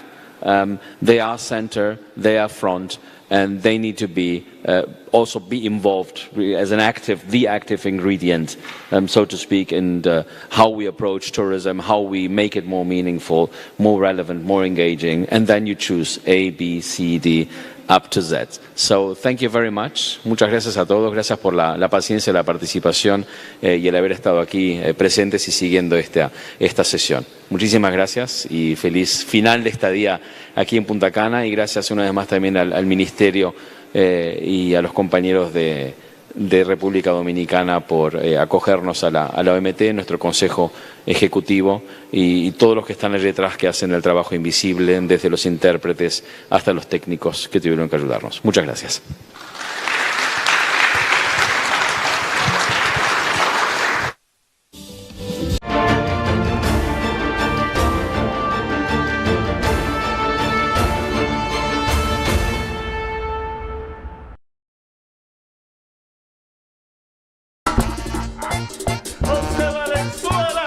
La esperanza de Valverde, con Luis Abinader, 4 años más, y de Poblado bacano.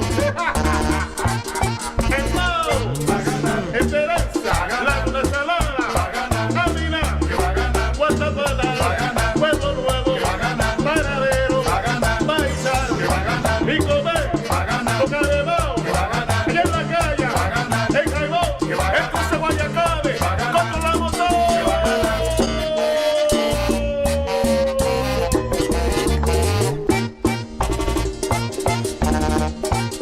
José Valenzuela, la esperanza de Valverde, diputado.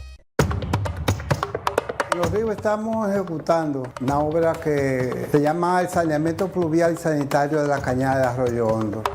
Hemos alcanzado ya el sellado de la cañada En los 35 años que tengo viviendo aquí, el primer presidente viene aquí a la Cañada. Desde que empezaba a llover estaba todo el mundo de pie y con la cama amarrada en soga. Teníamos una precariedad con esta cañada, eso era insoportable. Una vez uno a las 12 de la noche tenía que levantarse a ayudar a los vecinos, a meterse al agua porque se inundaba todo. Llegó el cambio al sector de nosotros los ríos, ya prácticamente eso ya está pasando a la historia. Ya no le decimos Cañada, le decimos la ex Cañada. Nosotros tenemos ya un presidente que se duele por nosotros, que nos ha escuchado. Mucha diferencia. Ahora cuando llueve uno se siente asombrado porque ni siquiera ve el agua cruzar. Está uno prácticamente en un paraíso. Se resuelve un problema de salubridad, se resuelve un problema de derramamientos de agua, de crecida de las cañadas. Alcanzar lo que hemos hecho en esta etapa, esto es cambio. Ya los niños juegan, no tenemos susto de que está lloviendo y vamos a tener que salir corriendo de aquí porque lo estamos disfrutando bastante, nos sentamos en la tarde, nos recreamos. Ya todos los domingos, los fines de semana lo vamos a compartir todo en familia aquí, ya ustedes saben.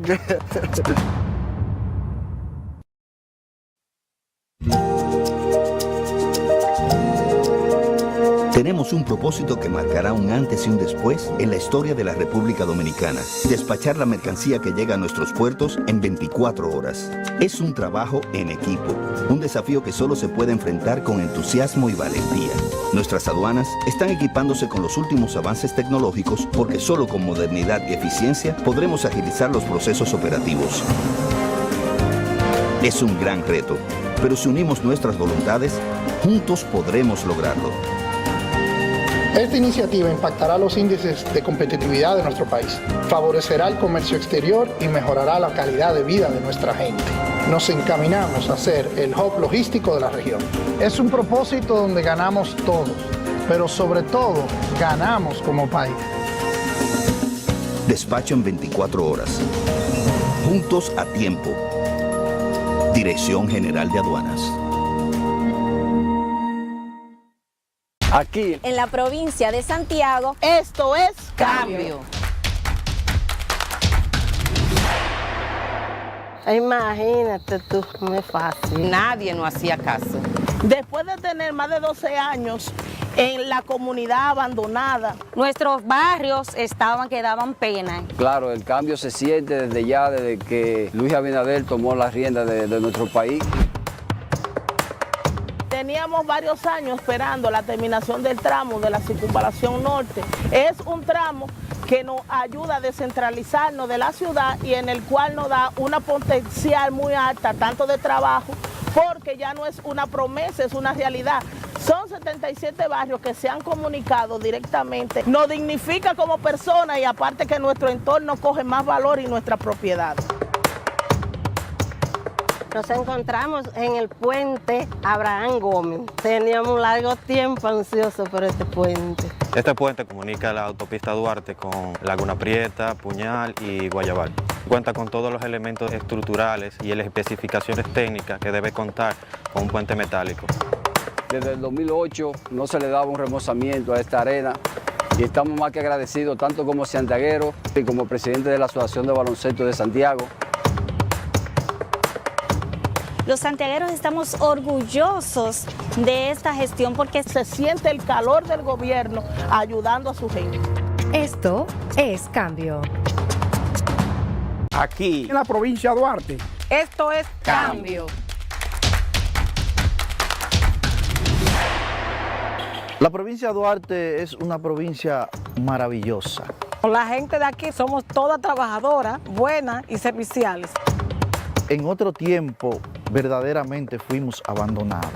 Realmente era un caos. Pero después que nuestro presidente Luis Abinader llegó, nosotros estamos dentro del cambio, de ese cambio que el presidente soñó.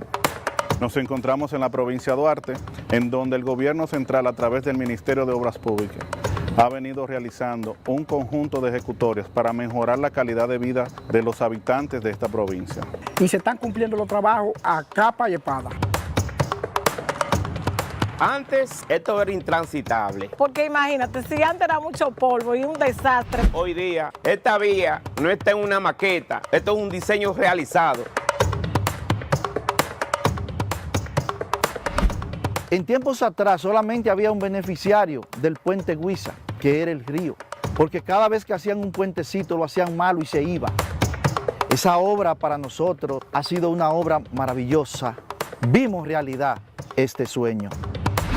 Y miren, 2 años aquí se ha faltado a donde quiera. Ahora podemos salir en los vehículos, llegamos más a tiempo y nuestros vehículos no se deterioran. Y agradecidos estamos como comunitarios por eso. También tenemos lo que es la reconstrucción, el asfaltado de la carretera de Controva hacia San Francisco, así previendo accidentes y mejorando la seguridad vial de la misma. Esto que ustedes están viendo hoy aquí es solo una pincelada de lo que está haciendo el gobierno en la provincia de Duarte.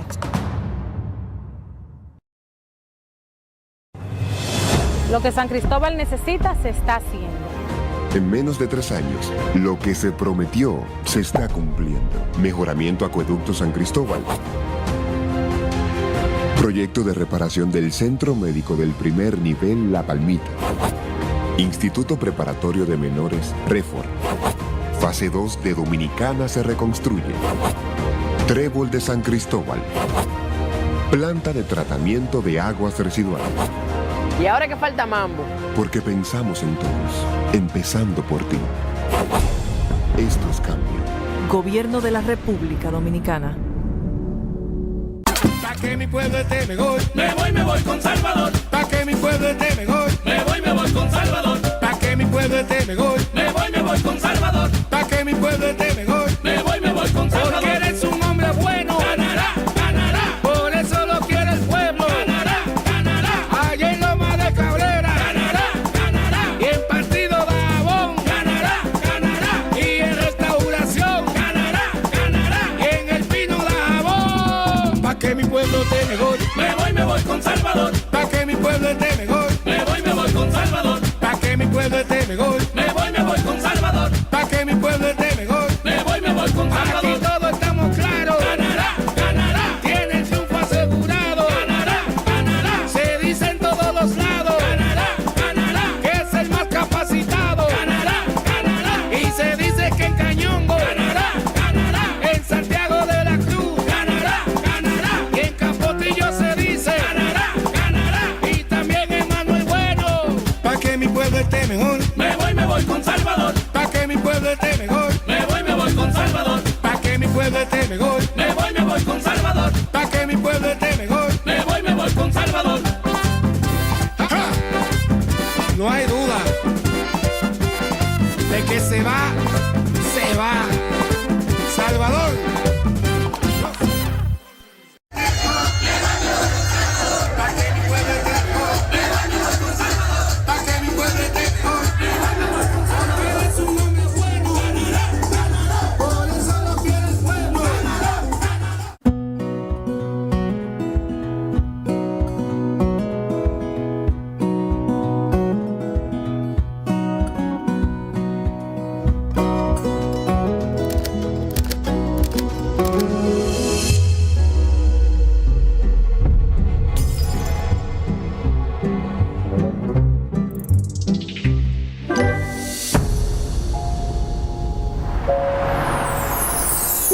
¿Buscas un espacio a tu medida?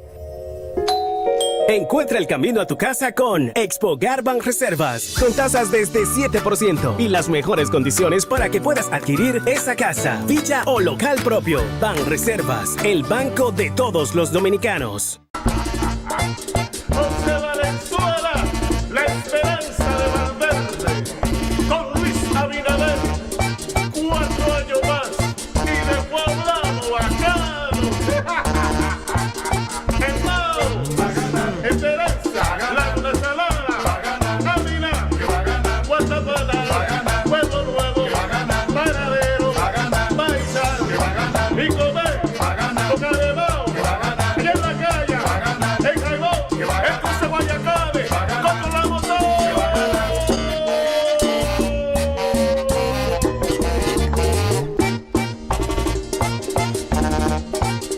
José Valenzuela, la esperanza de Valverde, diputado. Lo que San Cristóbal necesita se está haciendo. En menos de 3 años, lo que se prometió se está cumpliendo. Mejoramiento Acueducto San Cristóbal. Proyecto de reparación del Centro Médico del Primer Nivel La Palmita. Instituto Preparatorio de Menores Refor. Fase 2 de Dominicana se reconstruye. Trébol de San Cristóbal. Planta de tratamiento de aguas residuales. ¿Y ahora que falta mambo? Porque pensamos en todos, empezando por ti. Esto es cambio. Gobierno de la República Dominicana. Hey, campeón. Ven acá, mi muchacho. Ya tú tienes un corito por ahí. No te pongas a perder tiempo de que con una sola. Consíguete varias. Mientras más tú tengas, mucho mejor. ¿Y por qué? Para que tú tengas opción. Yo hice lo mismo. Con la edad te consigo una muchachita. Y que sea una menor. ¿Por qué? Chiquitica es que hay que buscarla. De que se pongan a pensar de que en estudio y en trabajo. Para enseñarle quién es que manda. ¿Por qué? Eso fue lo que nos enseñó mi papá a mí y a mis hermanos. Y todito hicimos lo mismo. ¿Por qué? Ahora que tú lo dices, hasta yo quiero saber por qué. No hay un porqué. Las uniones tempranas les roban a los niños, niñas y adolescentes la libertad de desarrollar todo su potencial y elegir un mejor futuro. Vamos a ver si yo sé hacer trenza, mija, ¿ven? ¿Tú estás nerviosa? ¿Y por qué? Bueno, mija, ya son 14, ya tú eres una mujer vieja. Yo a tu edad ya le tenía limpio el ranchito a tu pai y andaba contigo en la barriga. ¿Y por qué? ¿Cómo que por qué, mija? Los hombres esperan que tú sepas hacerlo todo en la casa. Pero, ¿por qué? Mira, mi mamá decía, tú tienes que atender el marido, parir muchacho, cocinar y limpiar. Eso de estudio y universidad, eso no era para nosotras. Eso decía la gente en mi tiempo. ¿Por qué? Porque eso fue lo que nos tocó. Es que no había otra opción. ¿Por qué? Mira, ahora que tú me lo dices, mija, hasta yo quisiera saber por qué. No hay un porqué. Las uniones tempranas les roban a las niñas y adolescentes la libertad de desarrollar todo su potencial y elegir un mejor futuro.